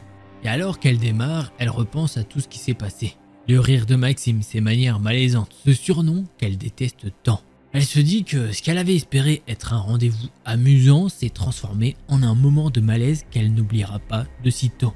L'inquiétude et la peur commencent à s'apaiser au fur et à mesure qu'elle avance. Elle se dit « Allez, je ferai plus attention la prochaine fois ». Et avec ça, elle prend la direction de chez elle, le cœur un peu plus léger. Je peux vous dire qu'au début, elle n'était pas prête à partager cette histoire. Il lui a fallu un petit peu de temps. Et surtout, elle en a parlé avec des amis à elle et sa mère pour savoir si vraiment elle se faisait des idées sur la situation ou bien est-ce que vraiment c'était chelou. Et bon, elle verra sûrement pas cette vidéo, mais on te confirme que oui, c'était très très chelou. Déjà de 1, il y a une sorte de catfish en fait dans l'histoire parce que le mec se présente comme Maxime, nanani, il est un peu BG et tout. Et au final apparemment il l'était pas. Donc en fait que tu sois beau ou pas, on s'en fout, c'est pas ça le truc. Mais c'est que tu mens, tu dis je suis tel et en fait tu l'es pas, c'était pas lui. Ça marche pas. Elle nous avoue qu'elle s'en est remis de cette situation, c'était pas le truc le plus glauque qu'elle ait vécu, mais bon. En fait, ce qui l'énerve le plus, c'est comment elle s'est sentie. En fait, elle s'est sentie piégée. C'est ça qui l'a énervé le plus. Elle se dit, mais pourquoi j'ai accepté de venir avec lui dans cette petite pièce, etc. en étant bloquée. Imaginons s'il avait été encore plus chelou, plus violent. Elle serait tombée dans le panneau peut-être d'un tueur. Et elle nous dit que vraiment, elle a pas aimé cette situation de se sentir piégée, quoi. En fait, elle n'arrivait pas à agir d'elle-même. Ses sens lui disaient pas let's go, faut partir. Enfin, ça lui disait, mais elle n'arrivait pas à prendre ce truc par-dessus, quoi. Vraiment le faire. Voilà, c'est comme ça que se termine ce petit thread que j'ai bien aimé. En plus, ça se termine plutôt bien. Enfin, il lui est rien arrivé, donc tant mieux.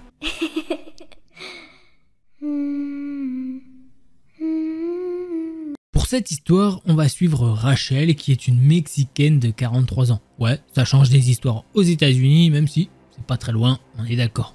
On va directement rentrer dans le vif du sujet. Son mari a un poste important et du coup les finances qui vont avec. Ils habitent dans une demeure plutôt aisée, mais justement, il y a un point négatif dans tout ça. C'est que depuis quelques semaines, il y a une série de cambriolages violents dans son quartier. Tous les voisins sont sur l'écran. Certains font appel à des services de sécurité, du gardiennage et voilà. C'est une journée classique d'hiver, un jeudi et il est vers 20h34. Parce que oui, Rachel s'en souvient encore du début de son cauchemar. Elle est seule chez elle ce soir-là. Son mari, quant à lui, est en voyage d'affaires. Et chaque bruit dehors lui semble menaçant. Alors qu'elle lit tranquillement dans sa chambre posée sur un fauteuil de relaxation, elle peut entendre des gros bruits qui viennent de l'étage inférieur.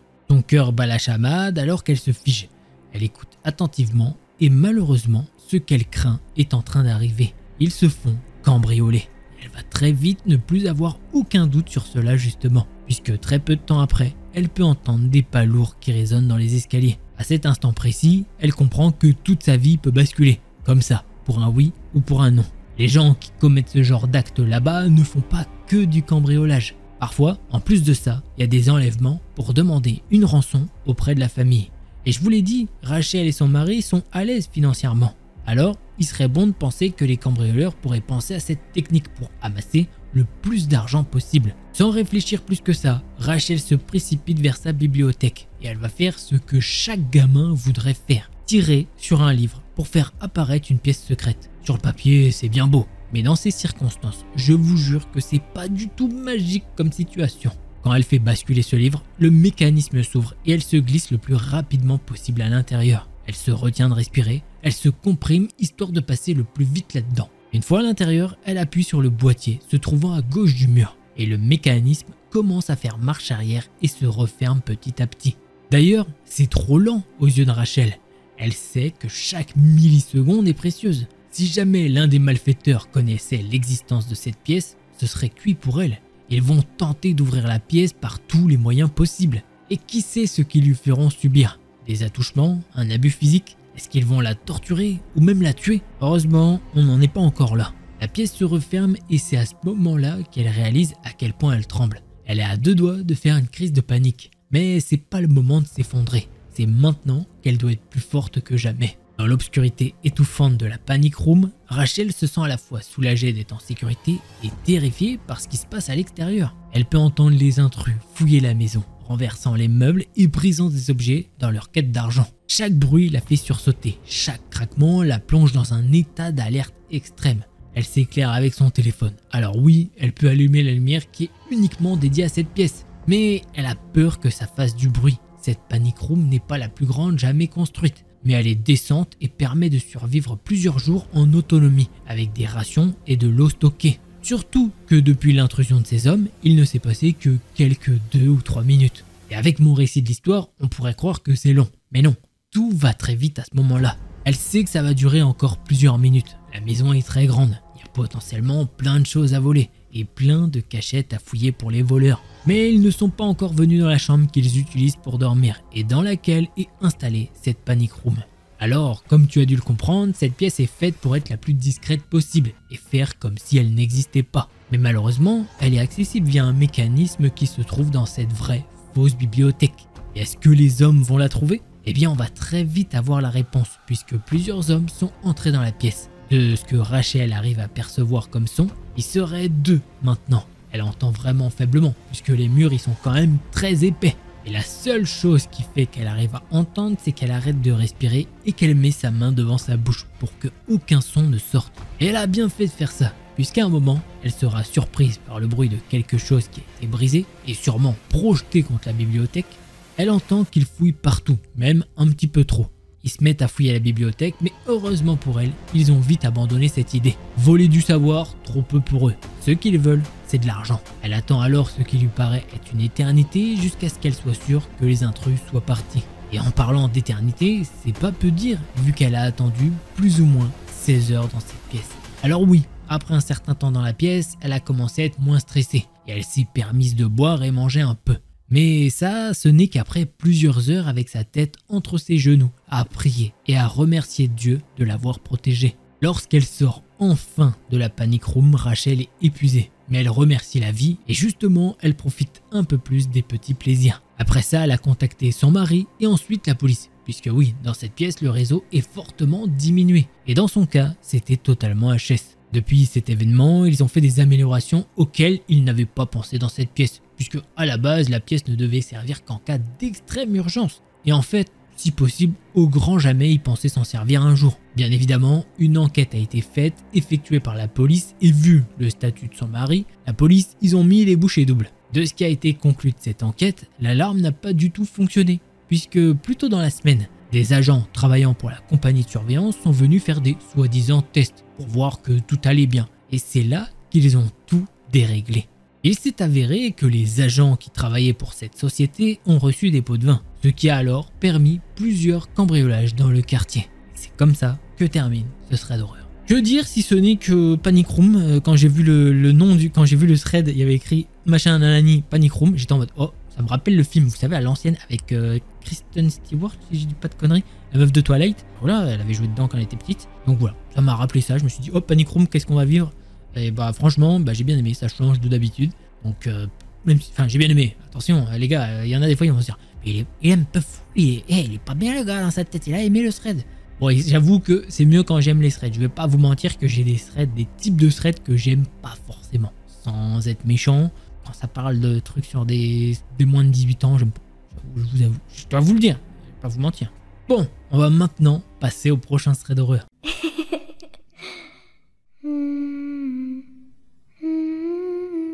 Alors, pour ce second thread d'horreur, on va parler d'une fille qui s'appelle Emma et qui a 16 ans.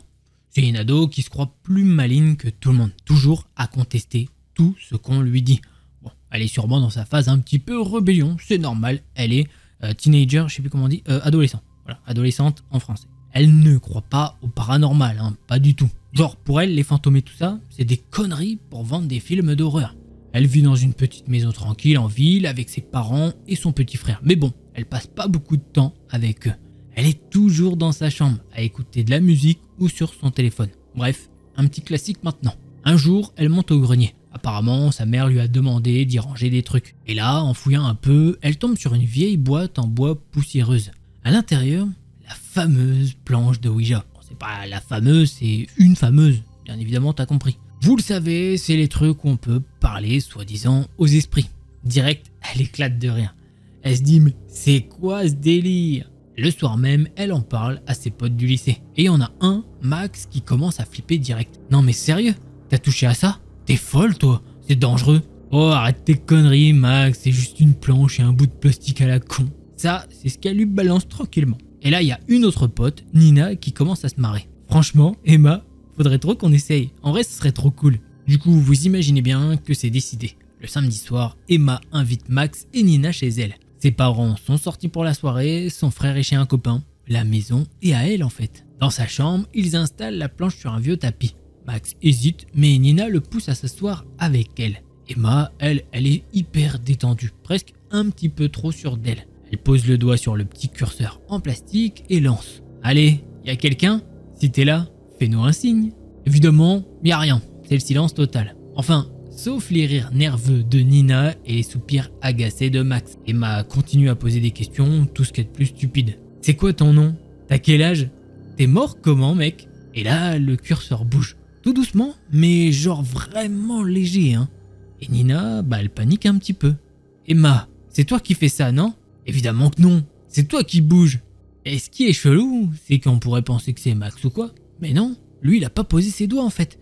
Il est juste en train de regarder, les yeux écarquillés. Emma, classique, elle éclate de rire.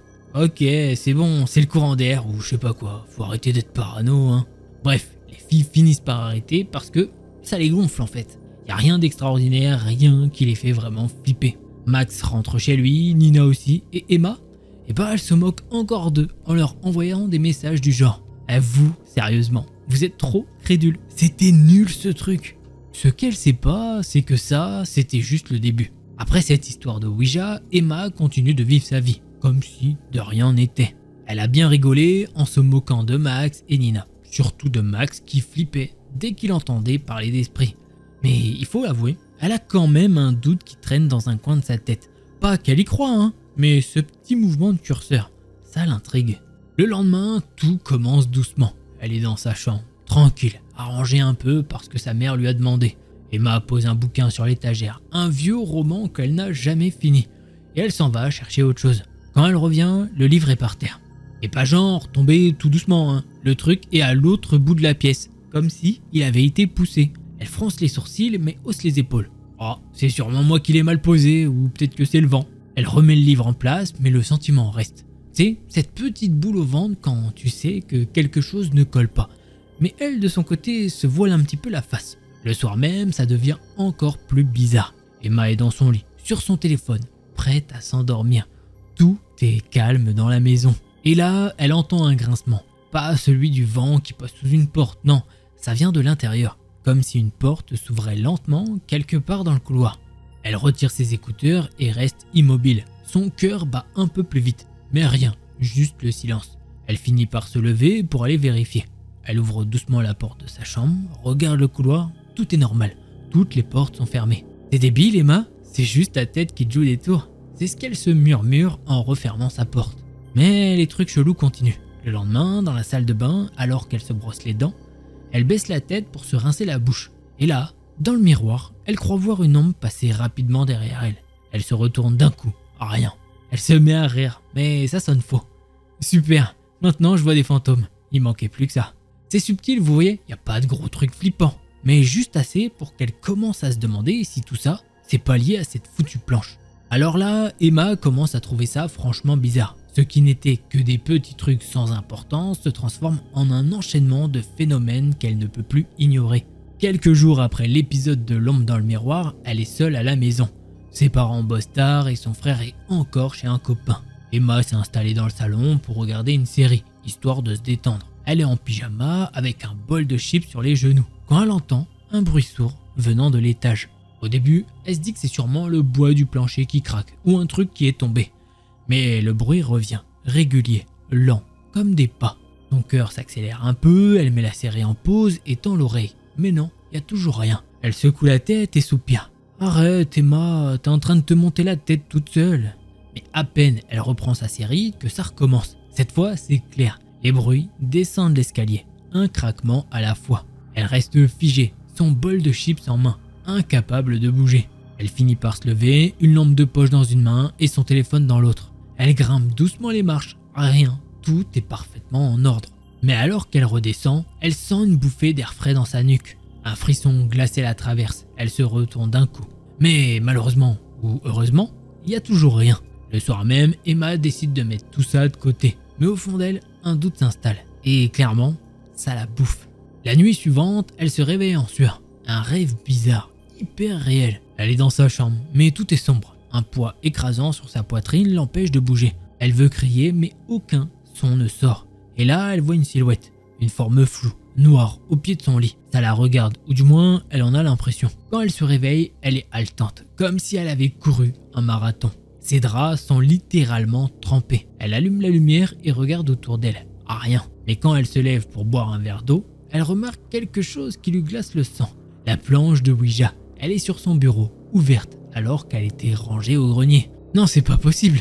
J'ai dû l'oublier là, mais elle n'a aucun souvenir de l'avoir ramenée pourtant. Les jours suivants, les phénomènes s'intensifient. Des grincements, des objets qui bougent légèrement, comme si on les poussait du bout des doigts. Mais surtout, ses rêves, enfin plutôt ses cauchemars. Toujours cette silhouette noire, toujours ce poids qui l'écrase. Et à chaque fois, elle se réveille plus épuisée, plus faible. Elle commence même à remarquer qu'elle maigrit à vue d'œil, alors que pourtant, elle mange normalement. Un soir, elle décide d'agir. Elle installe son téléphone sur sa commode pour se filmer pendant la nuit. Une partie d'elle trouve ça ridicule, mais une autre a besoin de savoir ce qui se passe. Ce qu'elle ne sait pas, c'est que cette vidéo va tout changer. Le lendemain matin, Emma se réveille avec cette sensation étrange qui ne la quitte plus. Épuisée, vidée, comme si elle n'avait pas dormi du tout. Elle se traîne jusqu'à son téléphone pour regarder la vidéo de la nuit. Franchement, elle s'attend à ne rien voir. Juste, elle est en train de dormir comme une bûche. Elle appuie sur lecture, tout commence normalement. Elle est là, allongée, les draps remontés jusqu'au menton. Rien de spécial pendant pas mal de temps, alors elle se décide à avancer. Et là, clairement, ça change. Elle bouge, pas beaucoup, juste un peu, comme si elle tournait dans son sommeil. Puis elle s'assied lentement. Le genre de mouvement qui n'a rien de naturel, je sais pas si vous voyez. Son dos est raide, ses bras tombent le long de son corps. Ses yeux sont ouverts mais fixes. Emma lâche un petit rire nerveux. C'est quoi ce délire? Je fais du somnambulisme maintenant? Mais c'est pas fini. La vidéo continue et ce qu'elle voit la cloue sur place. Elle se lève, pas comme une personne normale qui se réveille, non. C'est saccadé, presque mécanique. Elle marche jusqu'à son bureau, ouvre le tiroir et en sort la planche de Ouija. Emma agrippe son téléphone plus fort. Elle ne se souvient de rien du tout. Dans la vidéo, elle pose la planche par terre, s'assoit devant et commence à jouer. Toute seule, ses mains glissent sur le curseur, mais pas de manière naturelle. C'est comme si quelqu'un guidait ses mouvements. Elle murmure des mots, mais le son est trop faible pour qu'elle puisse comprendre. Puis quelque chose change dans l'image. Une ombre, une foutue ombre floue passe derrière elle. Pas longtemps, juste une petite seconde. Mais elle est là. Emma met la vidéo sur pause, son cœur bat à 100 à l'heure. Elle se sent glacée. Elle recule jusqu'à son lit, téléphone toujours en main. Elle reprend la vidéo, l'ombre disparaît, mais dans la pièce, les lumières de la guirlande accrochées au mur commencent à clignoter. Pas dans la vraie vie, dans la vidéo. Emma, ou plutôt cette version d'elle-même, lève la tête comme si elle regardait quelque chose. Et puis ça arrive. Dans l'image, elle ouvre la bouche, pas juste pour parler. Elle l'ouvre tellement grand que c'en est inhumain. Et une espèce de fumée noire dense entre en elle. Emma hurle et balance son téléphone sur le lit. Elle reste pétrifiée, son regard fixé sur l'appareil, comme si la vidéo allait sauter de l'écran pour l'attaquer. Elle finit par rassembler son courage et prend le téléphone à nouveau. Cette fois, elle avance directement au dernier moment de la vidéo. Elle est allongée, les yeux fermés, comme si rien ne s'était passé. C'est pas réel, c'est pas possible. Mais ce sentiment d'épuisement, ces rêves, ces objets déplacés, tout s'emboîte en fait. Quelque chose est avec elle. Et pire, quelque chose est en elle. C'est là que tout bascule. Emma, fatiguée de ne pas comprendre ce qui lui arrive, finit par chercher des réponses. Pas dans les livres ou en parlant à ses parents. Non, elle se tourne vers Internet. Parce que c'est là que tu trouves tout. Les trucs rationnels comme les trucs complètement barrés. Elle tombe sur un forum, un de ces coins sombres où les gens racontent leur expérience paranormale. Les récits au début la font marrer, des histoires de maisons hantées, de démons. Mais bon, tout ça pour elle, c'est des conneries. Mais plus elle lit, plus elle se retrouve dans ce que ces inconnus décrivent. La fatigue constante, les bruits la nuit, la sensation de ne pas être seule. Alors, pour la première fois, elle lâche son scepticisme. Elle s'inscrit et poste un message. Salut, je sais pas si je suis au bon endroit, mais je me sens complètement dépassée. Je suis fatiguée tout le temps, comme si quelque chose me vidait de mon énergie. J'entends des bruits la nuit, des objets changent de place sans raison. Au début, je me disais que c'était dans ma tête, mais ça devient de pire en pire. J'ai commencé à faire des rêves super réalistes, et quand je me réveille, j'ai l'impression qu'ils sont réels. Parfois, je trouve la planche de Ouija dans ma chambre, alors que je l'avais rangée loin. Je sais pas quoi faire. Si quelqu'un a une idée, s'il vous plaît, aidez-moi. Elle reste devant son écran, hésitant à appuyer sur « Envoyer ». Mais elle le fait quand même. Et les réponses arrivent vite. Certains la prennent pour une folle, d'autres se moquent. Mais au milieu, une réponse attire son attention. Arrête immédiatement d'utiliser la planche. Brûle-la, ou mieux, fais-la bénir et enterre-la. Ce que tu vis n'est pas un jeu. Si tu as besoin d'aide, réponds-moi. Emma lit ce message plusieurs fois. Et là, pour la première fois, elle se sent réellement terrifiée. Parce que dans le fond, elle sait que cette personne a raison. Voilà, c'est comme ça que se termine ce thread. Et la personne nous a dit que si jamais il y avait de l'actualité, eh bien peut-être qu'elle la posterait. Donc vous inquiétez pas, je reste à l'affût s'il y a une partie 2 ou quoi.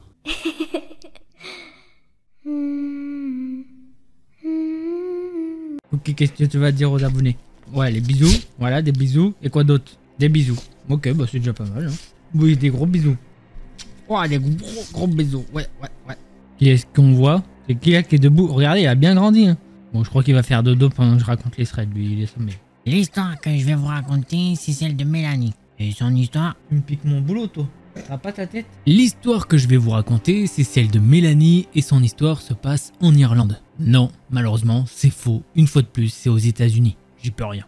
Du coup, Mélanie, c'est une américaine de 38 ans. Elle fait un travail qu'elle aime bien. Elle est DRH dans une boîte. Elle nous dit pas laquelle, mais elle nous dit que ça se passe super bien. Elle aime ses horaires, ses collègues et surtout son salaire. Revenons un peu en arrière à ses 18 ans. Mélanie tombe amoureuse d'un mec qui a son âge et qui s'appelle Luc. À mon avis, il s'appelle plus Luck. Le mec s'appelle littéralement la chance. Bon, j'espère pour lui qu'il est chanceux, sinon ça doit être rageant comme prénom.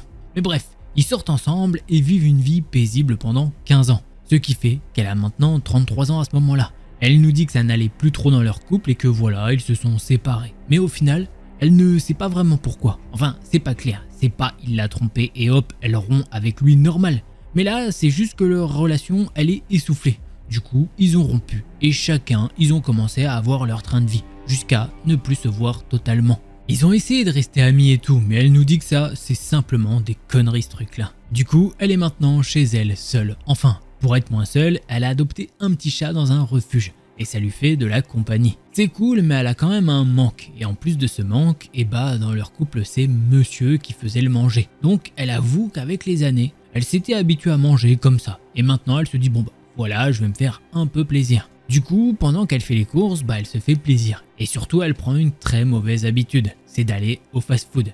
Et c'est des fast-food américains. Donc, vous imaginez bien les portions et tout. Donc bon, gros problème. C'est pas si cher là-bas, c'est des grosses portions et surtout, ils ont un truc qu'on n'a pas en France. L'alimentation n'est pas aussi protégée. Genre en France, il faut savoir qu'il y a des taux de sucre à pas dépasser et tout. Oui, c'est quand même assez réglementé. Bon bref, revenons-en à l'histoire, mais Mélanie va prendre du poids. Et ça va s'installer progressivement. Et ce, pendant 4 ans.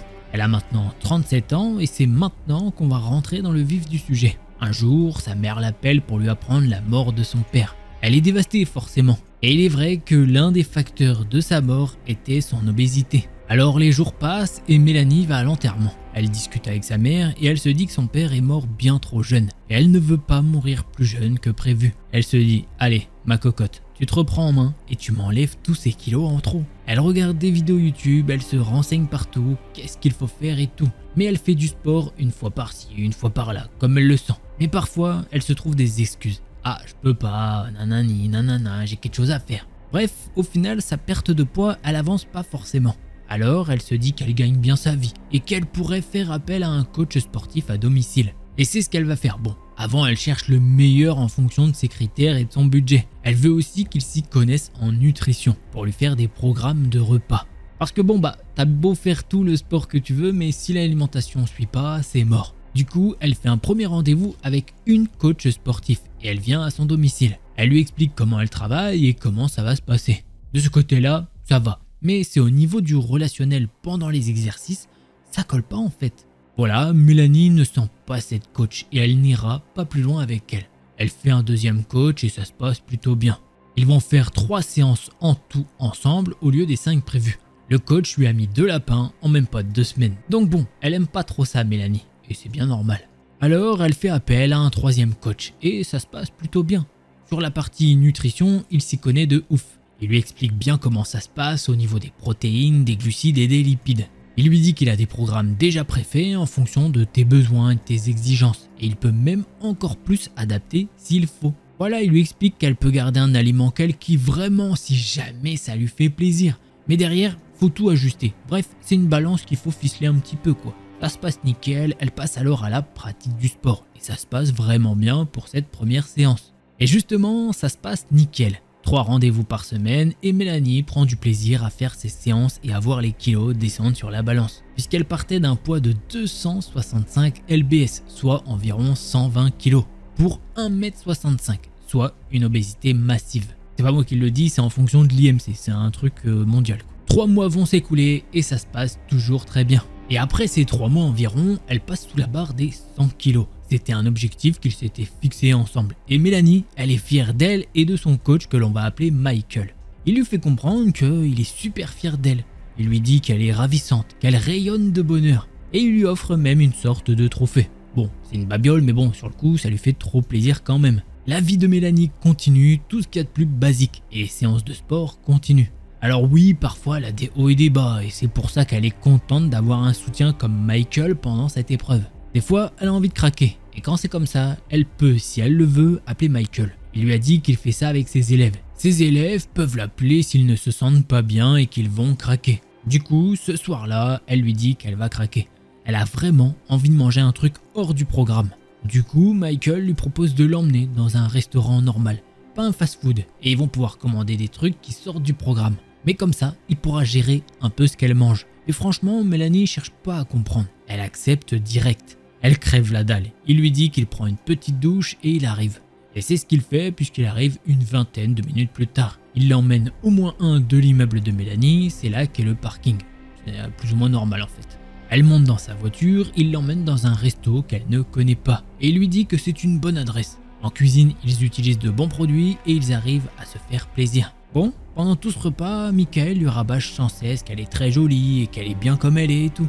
Bon, vous imaginez bien que sur le coup, elle se dit « Ah, merci à lui, il veut me remonter le moral, c'est trop gentil ». Je suis sûr qu'il y croit pas du tout, il doit être avec des femmes sculptées comme pas possible, de vrais mannequins et tout. Le repas se passe bien, il la raccompagne chez elle, enfin, au parking. Et il lui lâche pas la grappe dans la voiture. Elle se dit « Bon bah, j'étais pas bien avant, mais maintenant ça va mieux. Il doit le sentir, et j'aimerais bien qu'il me laisse tranquille ». Bon, elle se dépatoche de tout ça, et elle arrive enfin chez elle. Elle se pose et tout, et quoi, 30 secondes après, ça sonne à la porte. Elle se dit ok. Elle ouvre direct la porte et là c'est Michael qui lui dit qu'elle a fait tomber un truc de son sac. Et effectivement ça lui appartient. Enfin c'était pas pressé hein, il aurait pu lui ramener pour le prochain cours. Et c'est ce qu'elle lui dit en rigolant. Et il lui dit ouais mais tu me manquais déjà. Tout ça en rigolant. Et Mélanie elle se dit ah il aime bien faire des blagues. Le gars c'est un mec marrant. Il sort tout le temps des vannes donc bon ça la choque pas plus que ça. Il lui demande encore si elle a passé une bonne soirée avec lui. Et oui, elle lui dit que c'était cool de se libérer l'esprit. Elle lui dit bon bah on se revoit dans 2 jours pour la séance et c'est ce qui va se passer. Petite séance classique, rien à signaler. Maintenant je vais essayer d'aller plus vite et les mois passent, le poids de Mélanie descend en flèche. Sauf que pendant ce temps, Michael il est de plus en plus collant, genre il l'appelle de plus en plus et au-delà du cadre professionnel. Bon, ils ont l'habitude de parler de trucs et d'autres, pas seulement le sport, mais bon, il est très insistant sur son physique, toujours à lui dire qu'elle est belle. Et franchement, ça la gave un peu. Elle se dit, il est très gentil le coco, mais maintenant je pense que je vais pouvoir me passer de ses services. Elle a pris l'habitude au niveau de l'alimentation et du sport. Du coup, elle lui téléphone et elle lui dit que voilà, ils vont arrêter leur séance ensemble et qu'elle va continuer le chemin de son côté. Il lui dit ok et il est hyper sec au téléphone. Il lui raccroche limite au nez. Et devinez quoi, 3 jours plus tard, ça sonne à la porte. Sauf que Mélanie, elle attend personne normalement. Alors elle ouvre la porte et qui elle voit ? Ouais, pas plus de suspense, c'est Michael. Il est en tenue, nickel, il est avec du petit matos. Et lui dit qu'aujourd'hui, bah y a séance de sport. Elle lui dit que non, elle l'a appelé pour justement lui dire qu'ils arrêtaient tout ça en fait. Et elle lui dit qu'elle a déjà payé et que justement il restait encore une séance à faire. Elle lui dit que non, elle a pas envie de façon un peu mollassonne. Et il en profite pour lui dire allez, ça manque d'énergie tout ça, allez petite séance, c'est la dernière, on va prendre du plaisir, let's go. C'est un peu une séance d'adieu en fait. Et Mélanie, bon bah elle finit par craquer, elle se dit allez, pourquoi pas. Elle va dans sa chambre et se change en tenue de sport. Elle revient dans le salon et le matériel est posé. La séance se passe comme d'habitude, à une exception près. C'est qu'il est, mais alors, très tactile quoi. Il se colle à elle. Elle fait comme ça depuis je sais pas combien de séances et ça se passait nickel. Et maintenant, il doit se mettre derrière elle pour corriger sa position. Mélanie, elle se dit bon là, tu me saoules, et elle lui dit qu'elle est attendue pour un rendez-vous ce soir. Et qu'il faut qu'elle se prépare du coup. Il la regarde et lui dit mais comment ça un rendez-vous? C'est un rendez-vous avec un mec ou c'est un rendez-vous pro? Sur le coup, Mélanie elle est choquée qu'il lui pose la question comme ça de but en blanc. Et elle répond en bégayant qu'effectivement, elle a depuis un petit moment discuté avec quelqu'un de son bureau et que ça se passe plutôt bien. Et là, il lui dit bah voilà Mélanie, tu retournes dans tes travers. Tu vas te mettre avec un gars pas fait pour toi. Et il va te larguer et tu vas reprendre du poids. Voilà, c'est comme ça que ça va se terminer. Elle lui dit que ça y est, elle veut plus l'entendre parler et il ferait mieux de partir. Et c'est ce qu'il va faire. Mélanie part à la douche et se prépare pour aller au restaurant. Le rendez-vous se passe plutôt bien. Elle revient chez elle et en consultant ses emails, elle peut voir une photo d'elle au restaurant avec son date. Sauf que la photo, elle semble être prise de l'extérieur du restaurant. Et là, c'est simple. Il n'y a que 3 personnes qui sont au courant de ce rendez-vous pour ce soir. Sa mère, sa meilleure amie et Michael le coach. Sans parler d'elle-même et du date, bon, bien sûr. Les illuminations vont très vite, sa mère n'habite pas dans la même ville. Sa meilleure amie, bah elle la voit pas du tout faire ça, sachant qu'elle est maman d'un bébé. Et il ne lui reste donc plus que Michael, le cinglé en fait. Du coup, elle lui répond en lui disant « Oui Michael, c'est avec lui j'ai passé la soirée. Maintenant, lâche-moi, je veux plus te voir. » Elle envoie cet email et même pas 2 minutes après, elle reçoit un appel de lui. Elle ne répond pas et refuse l'appel. Et là, bah ça s'enchaîne en fait, ça ne fait que sonner. Du coup, elle décide de le bloquer. Voilà, tout simplement. Sauf qu'il est maintenant 1h du matin et ça sonne encore sur son téléphone. C'est un numéro qu'elle ne connaît pas, alors elle décroche et elle entend Michael qui commence à lui dire qu'elle n'aurait jamais dû sortir avec un tocard de ce genre. Il lui dit regarde tes emails, tu vas comprendre que c'est pas quelqu'un fait pour toi. Elle lui dit oh tu me saoules, stop tes conneries et elle raccroche et elle bloque ce nouveau numéro. Elle essaye de se rendormir mais bon, ça lui trotte dans la tête. Elle se lève et elle est agacée par la situation. Alors elle va vers son PC portable, elle le rallume et va regarder dans ses emails. Et là, elle voit une photo en pièce jointe. Elle ouvre la preview et elle peut voir son date, qu'on va nommer Rémi d'ailleurs, allongé par terre. La tête amochée de partout. Il a des bleus partout sur le visage, il est contusionné de partout. Vraiment, c'est pas beau à voir. Et justement, quand elle voit ça, Mélanie elle essaye de se calmer. Elle met la main sur sa poitrine, elle se lève et elle fait les 100 pas. Elle fait une sorte d'hyperventilation. Là, faut vraiment qu'elle souffle parce que c'est le malaise assuré. Qu'est-ce qui est arrivé à son Rémi? Enfin, c'est une question rhétorique. Elle comprend très vite que Michael a pété la gueule de son date. Du coup, elle tente de contacter Rémi et malheureusement, ça ne décroche pas. Elle se dit comment je vais faire sérieusement? Autant vous dire qu'elle n'a rien pu faire de plus. Du moins, au début, elle pense qu'elle ne peut rien faire de plus. Et elle va essayer encore et encore de l'appeler, mais ça ne donne rien. Et là, elle se dit, mais attends, je suis RH, j'ai plein les infos sur les employés. Et heureusement, Rémi fait partie de la boîte. Alors, elle cherche le téléphone fixe de Rémi et ça ne décroche toujours pas en fait. Elle cherche encore et trouve son adresse. Et elle se dit, de toute façon, j'arriverai pas à dormir, donc autant tester ça. Elle descend au parking et direction son adresse. Elle arrive devant chez lui et ça ne répond pas. Elle se dit, ok, il n'y a plus qu'une chose à faire. C'est soit appeler les hôpitaux du coin pour savoir où il est. Et puis bah c'est ce qu'elle fait. Et dès le premier hôpital, bingo, il y a bien un homme de ce nom qui a été admis un petit peu plus tôt. Mais elle nous dit que malheureusement, elle n'a pas le droit de lui rendre visite car la police est déjà sur place. Bon, ça la rassure et elle se dit ok, c'est bon si la police est déjà sur le coup. Maintenant, elle retourne chez elle et elle tente de dormir. Elle est bien fatiguée, alors elle réussit à dormir un petit peu. Le lendemain, elle doit aller travailler, alors elle y va. Mais autant te dire qu'elle a la tête dans le cucu. Du coup, sa journée passe et elle rentre chez elle vraiment crevée. Elle est dans le parking et elle sort de sa voiture quand elle peut voir que devant la porte qui mène aux ascenseurs, il y a Michael. Elle lève les yeux au ciel car elle est saoulée de le voir. Et en une fraction de seconde, elle change d'émotion. De par la fatigue, elle avait un peu oublié ce que Michael lui avait envoyé la nuit. Elle sait que c'est lui qui est responsable de l'état de Rémi. Elle essaye de l'ignorer en regardant son téléphone, en passant et tout en mode discretos. Mais quand elle passe à côté de lui, il lui retient le bras et lui dit « Bah alors, Mélanie, t'as compris que t'avais rien à faire avec un bolos dans son genre? En fait, je suis le mec qu'il te faut. » Elle lui dit que non, elle veut strictement plus rien avoir à faire avec lui et que s'il continue, elle va appeler la police. Il lui dit alors droit dans les yeux « Ah ouais, t'es sûr de toi ?» Et elle lui répond calmement « Non, c'est sûr, je ne veux vraiment pas sortir avec toi. » Il la laisse alors passer et elle rentre en 4e vitesse chez elle. Elle passe la nuit dans l'inconfort le plus total. Elle a même pris des somnifères pour l'aider à dormir. Et elle y arrive, tant bien que mal. Le lendemain matin, elle retourne au bureau, elle fait sa journée classique. Elle essaye d'appeler Rémi et il ne répond pas. Mais elle reçoit vite un SMS lui disant qu'il ne peut pas parler à voix haute, mais par texto, il peut essayer. Ok, Mélanie elle est soulagée car Rémi essaye de la rassurer. Et enfin, la journée de travail est terminée. Elle est dans la dernière ligne droite sur la route qui l'amène à son parking et là, elle a qu'une peur. C'est que Michael soit encore là à l'attendre au moins un de l'immeuble. Alors, elle va pour une fois se garer sur un parking proche de son immeuble, mais qui donne un accès à l'entrée principale du bâtiment. Elle rentre donc dans son bâtiment, appuie sur l'ascenseur et elle arrive enfin à son étage. Elle rentre les clés dans la porte et elle ouvre la porte. Elle rentre chez elle et machinalement, comme tout le monde, elle commence déjà à se retourner pour fermer la porte à clé. Sauf que dans sa vue périphérique, elle remarque quelque chose. Ou du moins, elle ne voit pas des choses. Elle regarde autour d'elle. Et là, c'est l'horreur totale. Elle est en plein cauchemar. Autour d'elle, en fait, c'est simple. Il y a simplement rien. Si ce n'est des murs et du lambris PVC par terre. Il n'y a plus aucun meuble, ni à droite, ni à gauche. Elle regarde au loin et il n'y a strictement rien. Elle retourne devant la porte d'entrée et regarde si elle est bien rentrée dans le bon appartement. Et ouais, c'est le bon numéro. Elle examine alors l'appartement, cuisine, salon, salle de bain, jusqu'à arriver à sa chambre et il n'y a plus rien du tout. C'est comme si en fait elle avait jamais habité là. Sauf que si vous étiez attentive ou attentif, vous savez que Mélanie, elle a un chat. Et quand elle capte ça, elle se dit mais c'est pas possible, elle cherche partout, dans tous les placards possibles. Et non, malheureusement, il n'y a aucune trace du chat. Mélanie, elle est à bout de nerfs, elle craque et elle se met à pleurer toutes les larmes de son corps. Après un moment, elle appelle sa mère et lui explique la situation. Sa mère lui explique alors qu'elle peut venir dormir chez elle et qu'elles vont porter plainte ensemble. Sa mère habite dans une ville à 15 minutes en voiture et une fois arrivée chez elle, elle s'effondre en larmes encore. Sa mère prend sa voiture et l'emmène au poste de la police de la ville de Mélanie, histoire d'y aller plus vite dans l'enquête. Les policiers lui disent alors que son histoire est assez folle. Et directement, les questions qu'ils vont lui poser, c'est « Est-ce que vous avez un ennemi ?» C'est là qu'elle va leur expliquer qu'effectivement, son ancien coach sportif était menaçant à son encontre et qu'il a battu son date. Elle donne le nom du coach, mais malheureusement, aucune correspondance dans la base de données de la police.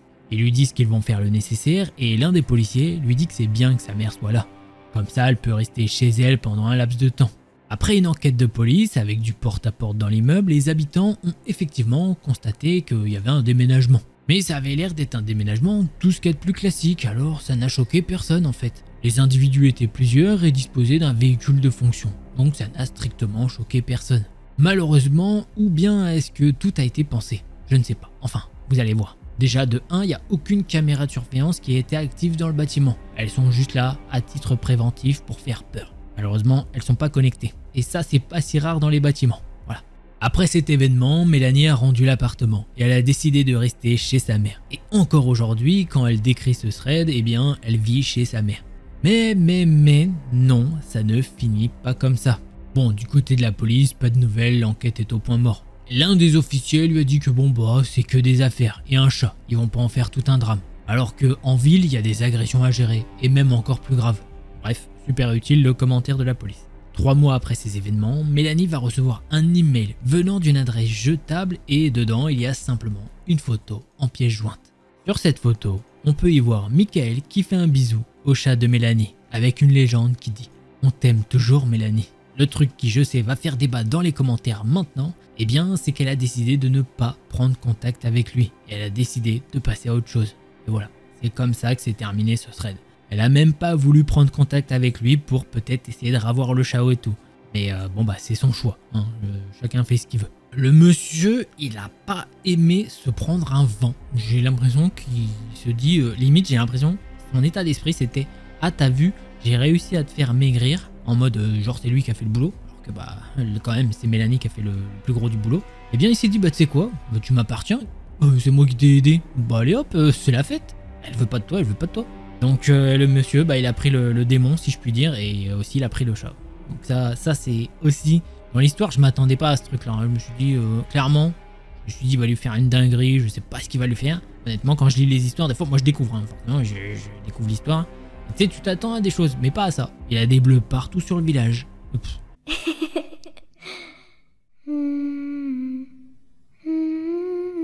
L'histoire L'histoire que je vais vous raconter, c'est celle de Mia, une américaine de 27 ans. Et malheureusement, son histoire commence quand sa mère décède d'une maladie. On ne sait pas laquelle, mais c'est ce qui fait que l'histoire aura lieu. L'un des rêves de sa mère, c'était de faire le tour des États-Unis. Mais malheureusement, la maladie l'a emporté avant. Mia, elle a un tournant de sa vie. Son travail la saoule un peu et la mort de sa mère l'a fait souffrir. Normal. Pour vous dire, elle a déménagé de son appartement pour revenir vivre avec son père dans la maison familiale. Elle cogite encore et sa mère lui répétait tout le temps que voyager, c'est ce qu'elle adorait faire étant plus jeune, avant qu'elle soit mariée à son père. Et comment vous dire qu'à un moment, ça tique dans la tête de Mia. Elle se dit que vas-y, let's go, elle va tenter de faire le tour des États-Unis. Sauf que pour le coup, elle n'a pas les moyens de faire un tour des États-Unis de fou malade. Elle a un peu de sous de côté, mais les fonds sont pas illimités. Alors elle va devoir rogner sur quelque chose, et ce quelque chose, elle l'a vite trouvé. Le budget pour l'hébergement, c'est celui qui va prendre le plus cher. En fait, elle va utiliser ce qui s'appelle le couchsurfing. Pour ceux qui ne connaisseraient pas le concept, en fait, elle va utiliser une application du nom de couchsurfing du coup. Et en fait, sur cette application, vous pouvez proposer d'héberger une personne pour la nuit sur votre canapé ou un second lit si vous en avez un. Et du coup, à l'inverse, quand vous voyagez, vous pouvez essayer de réserver un canapé chez quelqu'un. Et c'est gratuit. Bref, Mia commence son tour des États-Unis par San Francisco, c'est sa ville. Et si jamais elle ne trouve pas d'hébergement, elle se dit bon bah tant pis, je vais dormir dans ma voiture ou bien dans ma tente. Elle a équipé un peu sa voiture pour l'occasion et au début tout se passe bien. Elle a fait Los Angeles, Las Vegas, Dallas. Je t'évite les petites villes et enfin elle arrive à Miami. Premier jour dans la ville, elle fait une réservation pour un canapé disponible vers 20 h et c'est accepté par la personne et enfin vers les 19 h 30 la personne lui dit que c'est mort. Du coup elle se dit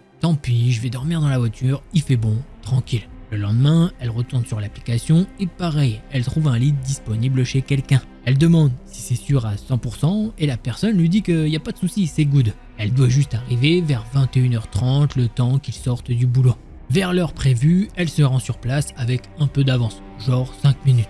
Et vers 21 h 30, elle voit un homme rentrer dans le bâtiment. Quelque temps après, elle reçoit un message sur l'appli lui disant que c'est bon, elle peut monter, sonner chez lui. Elle sort de la voiture, sonne à l'interphone donné et la personne lui ouvre la porte. Elle monte les escaliers, c'est un bâtiment de 4 étages sans ascenseur et la personne habite au 4e étage. Une fois en haut des escaliers, elle check les numéros de porte et au final, elle trouve le bon appartement. C'est celui au fond du couloir. Elle toque à la porte et quelques secondes après, quelqu'un vient lui ouvrir. C'est un homme et au premier abord, rien d'alarmant. 1m85, 75 kg environ et un tatouage sur le bras gauche. Il l'invite à rentrer et ils commencent tous les deux à discuter. Ils font connaissance et ça se passe plutôt bien en fait. Il lui demande si elle a mangé car il va se préparer à manger. Elle lui explique qu'elle a déjà mangé un peu, mais bon, elle dirait pas non à un petit plus, sachant ce qu'il lui a dit, ce qu'il allait préparer comme plat. Ils vont dans la cuisine et le gars qu'on va appeler Jason commence à préparer à manger. De là, ils discutent de tout et de rien. Elle lui explique un peu pourquoi elle a eu besoin d'utiliser l'appli, comme quoi elle veut faire le tour des États-Unis. Et lui, il lui explique qu'il est manager dans une boutique de téléphone. Le repas est prêt, il mange et ensuite ils discutent un peu en regardant un truc sur la grande plateforme avec le N. En vrai, ils l'ont pas beaucoup regardé, ça faisait plus un fond sonore. Mais bon, bref, ça se passe bien et vers minuit, ils se disent qu'il est temps d'aller au lit. Il lui montre où est la douche et tout pour qu'elle puisse se doucher le lendemain. Il lui dit également qu'il va se lever à telle heure et que par conséquent, elle devra partir en même temps que lui. Elle est vers le canapé et demande à Jason s'il a pas une petite couette qui traîne si jamais. Et là, il lui dit que pas besoin. Sur l'appli, lui, il lui propose un lit et pas un canapé. Chose que Mia n'avait pas capté. Elle a l'habitude de dormir sur le canapé donc elle, ça la choque pas. Il l'emmène dans le couloir et lui montre un lit dans une pièce. Elle commence à mettre ses affaires dessus et Jason lui souhaite une bonne nuit. Mia, autant vous dire qu'elle est vraiment claquée. Elle s'endort en 2 minutes à peine. Sauf que la fatigue a ses limites, car pendant la nuit, elle entend des bruits bizarres. Au début, elle comprend pas ce que c'est. Elle a les yeux fermés et elle tente de se rendormir, mais le bruit est constant. Alors, elle ouvre un peu plus les yeux et elle se frotte les yeux. Elle se redresse un peu et là, du coin de l'œil, c'est l'horreur totale. Elle est choquée, puisque sur sa droite, elle aperçoit dans la pénombre de la pièce un homme sur un fauteuil dans le coin de la pièce et juste à côté, un trépied avec ce qui semble être une caméra allumée, car elle peut voir un voyant rouge qui clignote. Elle se met à hurler en voyant ça et là, l'homme se lève et elle sent son poids sur le lit. Elle en était pas sûre jusque-là, mais c'était malheureusement Jason le coupable. Il va lui mettre la main sur la bouche et lui dire clairement « ta gueule et dors ». Elle essaye de hurler et il y a un peu de son qui sort, étant donné que sa main ne couvre pas entièrement la bouche ouverte. Peu de temps après, elle peut sentir un bâillon sur sa bouche. À partir de maintenant, c'est impossible pour elle de gueuler.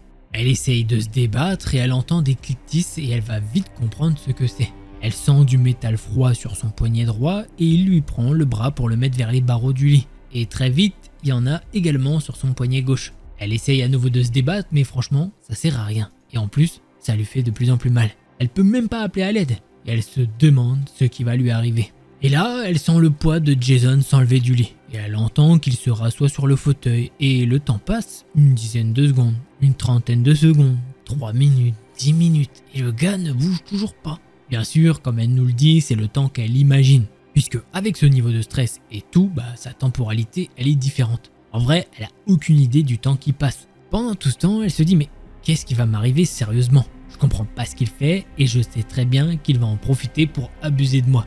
Et peut-être même pire encore. Elle se dit qu'elle va finir dans un frigo et elle fera la une des journaux dans une semaine quand son père aura alerté la police car elle lui aura pas donné de nouvelles. Le temps passe encore et encore, jusqu'au moment où elle l'entend se déplacer et la lumière rouge s'éteint. Jason est sorti de la pièce pendant une trentaine de secondes et elle entend des bruits qu'elle ne comprend pas. Mais elle voit de nouveau la lumière rouge qui clignote.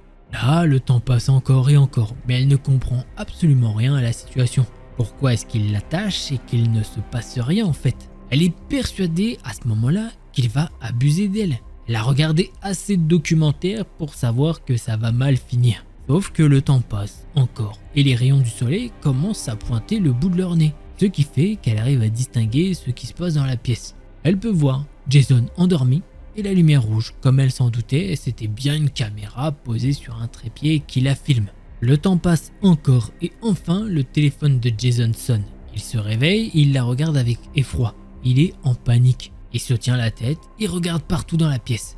Et Mia essaye de parler, elle fait les gros yeux en mode c'est quoi ce délire? Sachant qu'à ce moment-là, il commence à avancer vers elle. Elle se dit ah ça y est, c'est maintenant qu'il va agir. Et là, il lui enlève le bâillon de la bouche. Elle lui crie dessus en mode mais tu fous quoi putain? Pourquoi tu m'as fait ça? Et là, le mec lui dit littéralement t'inquiète pas, je vais te libérer de là. Il lui demande où sont les clés des menottes et elle lui répond sûrement dans tes poches, trou du cul. Il fouille dans ses poches et effectivement, il trouve les clés. Et il commence à trifouiller la serrure des menottes. Il galère un peu et il arrive enfin à lui détacher les mains. Là, elle cherche pas à comprendre. Une fois qu'il lui a détaché les mains, elle fonce vers son sac à dos et elle fonce vers la porte d'entrée. Et pendant qu'elle fait ça, du coin de l'œil, elle peut voir que Jason est en train de la suivre. Mais vraiment, calmement, comme si de rien n'était. Elle sort de l'appartement, elle déboule les escaliers et une fois sortie du bâtiment, elle court vers sa voiture et elle s'enferme dedans. Pourtant, elle se sent toujours pas en sécurité, mais elle est entre plein de sentiments bizarres en fait. Elle se demande qu'est-ce qui s'est passé bordel, mais pas le temps d'y penser plus. Elle décide de démarrer le moteur et elle fait 2 blocs de distance et elle se gare de nouveau. Elle souffle un bon coup et elle se dit ok, là je dois aller voir la police, c'est clair, net et précis. Elle va sur son téléphone et regarde où se trouve le poste de police le plus proche. Elle s'y rend et elle déboule dans le poste de police. Là, il la regarde un peu en mode « What? Qu'est-ce qu'elle fait, elle ?» Bah oui, vu qu'elle est toujours en pyjama à ce moment-là, hein. Une officière vient la voir et Mia explique tout ce qui vient de se passer. Elles vont dans un bureau et l'officière lui demande l'adresse exacte. Mia s'en souvient pas de tête, alors elle retourne sur l'application et elle arrive à retourner sur le profil et la conversation avec Jason. Et justement, en faisant ça, après elle va voir qu'il n'avait que 8 avis 5 étoiles. Et que en regardant un petit peu les profils et les pseudos des mecs, ce n'était que des mecs. La policière lui dit comment va se dérouler l'enquête. Malheureusement, je vais te décevoir, mais ça bouge pas dans l'immédiat. À tel point que quand elle aura des nouvelles, c'est bien plus tard. Ce n'est que 1 mois plus tard quand elle est retournée chez elle. Mia a annulé son tour des États-Unis et c'est bien normal après ce qu'elle a vécu. Elle a reçu un coup de téléphone d'un enquêteur de la police de Miami qui lui a dit qu'ils se sont déplacés à l'appartement de Jason. Que malheureusement, l'endroit était désert, nettoyé entièrement, rien à tirer. Pour tout nous dire, Mia ne sait même pas si vraiment ils se sont rendus sur place, puisqu'ils savent très bien qu'elle n'est pas de Miami et qu'elle leur mettra jamais la pression. Malheureusement, la conclusion est brutale, mais c'est comme ça que se termine l'histoire que j'ai trouvée. Juste, il y a un petit détail qu'elle a donné un petit peu en plus dans les commentaires. Voilà, il y avait des gens du coup qui écrivent des commentaires et elle a répondu à l'un de ces commentaires et je l'ai noté en dessous, je l'ai vu qu'après. Elle a répondu à un truc, c'est qu'elle pense de son côté, professionnel de santé, mais elle pense clairement que le mec était soit schizophrène, soit bipolaire, en tout cas qu'il avait peut-être un alter, puisque en fait le mec il était tout ce qu'il y a de plus gentil, le mec, et le soir même elle avait parlé avec lui, il était normal, tout ce qu'il y a de plus serein dans sa tête, et le matin quand il s'est réveillé, il avait l'air d'un mec normal. Donc en fait elle se demande s'il avait pas plusieurs personnalités ou quoi. Ça on sait pas, j'étais pas là, mais voilà quoi. Je sais pas ce que t'as pensé de ce thread, moi je l'ai bien aimé, c'est une mécanique un petit peu différente, donc voilà. Allez, on passe au prochain thread horreur.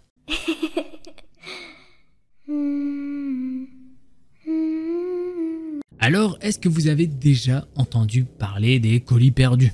Bon, j'avoue, j'ai abusé à demander ça. Je pense que cette année a été marquée de fou par les colis perdus. C'était vraiment la folie, et c'est pas peu dire quand je parle de folie, vous allez voir.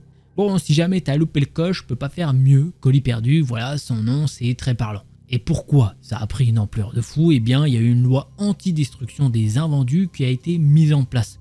Et forcément, faut en faire quelque chose, et du coup, ça a créé un marché de vente de colis perdus. Le principe, t'achètes des colis perdus au kilo, et les prix varient de 15 à 40 € le kilo de ce que j'ai pu voir. Une bonne partie de ces achats se font en ligne, mais le marché physique a une bonne place. Et justement, on va s'intéresser à cette méthode. Du coup, notre histoire commence avec Sandy, 32 ans, qui est mère de foyer avec 2 enfants à charge de 5 et 6 ans. Et un mari qui travaille dans la mairie de sa ville, qui est une assez petite ville. Elle a suivi toute cette hype autour de ses colis et elle a regardé beaucoup de vidéos là-dessus. Jusqu'au moment où elle a vu que dans la grande ville, à plusieurs kilomètres de chez elle, il y a un entrepôt qui allait ouvrir afin de vendre ce genre de service. Je vais essayer de trouver d'autres alternatives histoire de pas dire colis perdu H24, donc soyez attentifs. Elle y va un samedi avec les 2 enfants et voilà, ils prennent quelques petites bricoles et ressortent de l'entrepôt. Elle rentre chez elle et tout le monde déballe un cadeau. Ils attendent le retour de papa et lui aussi a le droit à un petit cadeau. Rien d'exceptionnel, mais bon, c'est marrant et ça plaît beaucoup aux enfants. Du coup, Sandy continue sa vie et il se passe 3 semaines. Elle refait cette activité avec ses enfants et ils y passent un peu plus de temps. Ils choisissent les cartons et ils en achètent un petit peu plus. Les prix ont baissé depuis la dernière fois, forcément c'est l'offre et la demande. Plus tu écoules du stock, plus tu peux baisser les prix et tout. Et c'est bénéfique pour tout le monde. Voilà, encore une fois, elle rentre chez elle avec les enfants et cette fois-ci les objets sont plus sympas. Genre il y a une montre connectée, pas hyper chère ou quoi, mais en fait ils tombent sur plusieurs articles qui peuvent servir. D'autres pas du tout, mais bon, c'est le jeu. On arrive enfin au mois de juin et c'est l'anniversaire de Sandy. Et à quelques jours d'intervalle, l'anniversaire de son fils de 6 ans qui va aller sur ses 7 ans du coup. Et pour l'occasion, ils ont décidé de péter leur PIB et d'acheter pour 1500 € de colis perdus. Oui, c'est énorme, mais c'est un événement de fou. Et bon, niveau finance, ça se passait bien. Voilà, chacun fait ce qu'il veut avec son argent. Pour le coup, Sandy a appelé ce magasin entrepôt, si je puis dire, et elle a demandé si c'était possible de lui préparer un énorme truc de cette taille. Et on lui dit qu'il n'y a aucun souci, juste elle doit peut-être prévoir au moins une camionnette. Ce qui fait qu'elle arrive un jour de semaine vers 16 h. Elle se présente à l'accueil pour dire oui c'est moi, je suis là pour la grosse commande de 1500 €. Pour le coup, le mec à l'accueil lui dit que tout est bon. Son collègue arrive pour lui mettre tout dans sa camionnette. Elle attend un peu et commence à aller sur son téléphone. Et un gars lui dit « Excusez-moi, vous avez pris pour 1500 € de colis perdus ?» Sandy sort la tête de son téléphone et lui dit « Ouais, c'est pour mon anniversaire. » Et là, le gars lui répond alors « Oh bon anniversaire » et il se met à rire un peu. Elle lui dit merci et elle voit un employé de la boutique lui dire que c'est bon, il est disponible. Ils sortent par l'entrée principale et le gars lui demande où elle est garée. Elle l'emmène là-bas et ils montent tous les deux dans la camionnette. Et le gars de la boutique lui indique là où elle doit se garer. Il va alors ramener tous les cartons dans la camionnette et Sandy est toute excitée de voir que ça se remplit en fait. Une fois que c'est fini, il retourne dans le magasin et elle paye tout ça. Bon, ça fait moins 1500 boules, mais c'est comme ça. Sandy rentre dans sa camionnette et elle fait la route. Elle est toute contente, elle écoute la musique et ça se passe bien. Jusqu'au moment où elle arrive assez proche de sa ville. Elle peut remarquer qu'une voiture la suit depuis un bon petit moment. Mais au moment où elle se fait cette remarque, la voiture la dépasse. Et bon, elle se dit que au final, est-ce que cette voiture la suivait ou c'est juste qu'en fait, elle est parano. Bon, elle fait la route et là, sortie de nulle part, elle peut voir dans son rétroviseur central une voiture qui la suit. Et bizarrement, c'est la même voiture que tout à l'heure. Là, elle se dit « Ah, je suis pas si folle que ça, hein ». Alors, elle augmente un peu sa vitesse, pas énormément. Elle est mère de famille, elle a pas envie de prendre trop de risques. Sauf que, encore une fois, clignotant de la voiture pour lui dire qu'elle va la dépasser. C'est une petite route, 2 voies, donc pour dépasser, faut faire gaffe. Faut aller sur l'autre voie en contresens, bon, vous connaissez. Sandy freine un peu, elle a une camionnette et en plus de ça, elle a pas trop l'habitude non plus de conduire ce genre de véhicule. Elle regarde sur sa gauche la voiture noire qui la dépasse et elle voit deux hommes assez jeunes, moins de 30 ans. Enfin, elle voit surtout celui qui se trouve sur le siège passager. Sauf qu'elle peut remarquer que les gars sont vraiment en train de la regarder bien fixement, ce qui est quand même bizarre. Bon, ok, la voiture la dépasse, mais ralentit de plus en plus. Du coup, elle doit ralentir encore plus. Jusqu'au moment où la voiture devant elle pile. Et forcément, elle doit faire pareil. Parce que même si elle a essayé de laisser une distance de sécurité, c'est une camionnette. Il lui faut du temps pour ajuster. Ça la surprend, sur le coup, elle est sous le choc. Mais ce n'est rien comparé à ce qui va arriver. Elle voit très vite les deux portes de la voiture s'ouvrir. Et les deux gars se mettent à courir dans sa direction. Très vite, ils sont arrivés au niveau de sa portière. Ils lui disent tout de suite de descendre du véhicule. Sandy pourrait rester dans son véhicule et ne pas ouvrir. Mais les deux hommes ont un sacré argument. L'un d'entre eux lui braque à travers la fenêtre un pistolet. Réaction naturelle, elle a peur que ça dégénère et elle ouvre la porte du véhicule. Elle leur dit s'il vous plaît, ne me faites pas de mal, j'ai 2 enfants, prenez le camion, ne me tirez pas dessus. Le truc c'est que maintenant, elle observe pendant une fraction de seconde ces hommes et ils ont essayé de cacher leur identité avec 2 masques anti-Covid. Sauf qu'elle peut totalement reconnaître l'un des 2 hommes. C'est celui qui lui a parlé dans le magasin lorsqu'elle était à la caisse. Mais bon, elle parle maintenant à tête reposée et son ordinateur en train d'écrire. Sur le coup, c'est pas aussi clair dans sa tête. L'un des 2 la pousse et il se met au volant et il démarre le moteur. Quand l'autre entend le moteur vrombir, il se met à courir au volant de sa voiture et il démarre les 2 en rythme. Sandy se retrouve en moins de 2 minutes, seule au milieu d'une route. Elle est passée à 2 doigts de prendre une balle. Elle n'a plus rien sur elle. Elle n'a pas son téléphone qui est resté dans son sac à main sur le siège passager.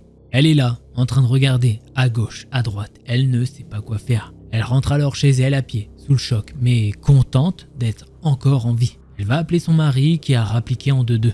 Elle a également appelé sa mère qui s'occupait de ses enfants pour lui demander si elle peut les garder pour la soirée. Et le couple est alors parti à la gendarmerie la plus proche. Et alors là, c'est mythique dans le mauvais sens du terme, bien évidemment. Elle raconte son histoire et l'un des gendarmes, mais vraiment beauf et con, il va lui dire « Ah bah ça, pour être des colis perdus, maintenant ils sont bien perdus ». Et ça, il l'a dit apparemment en rigolant, comme un gros teubé.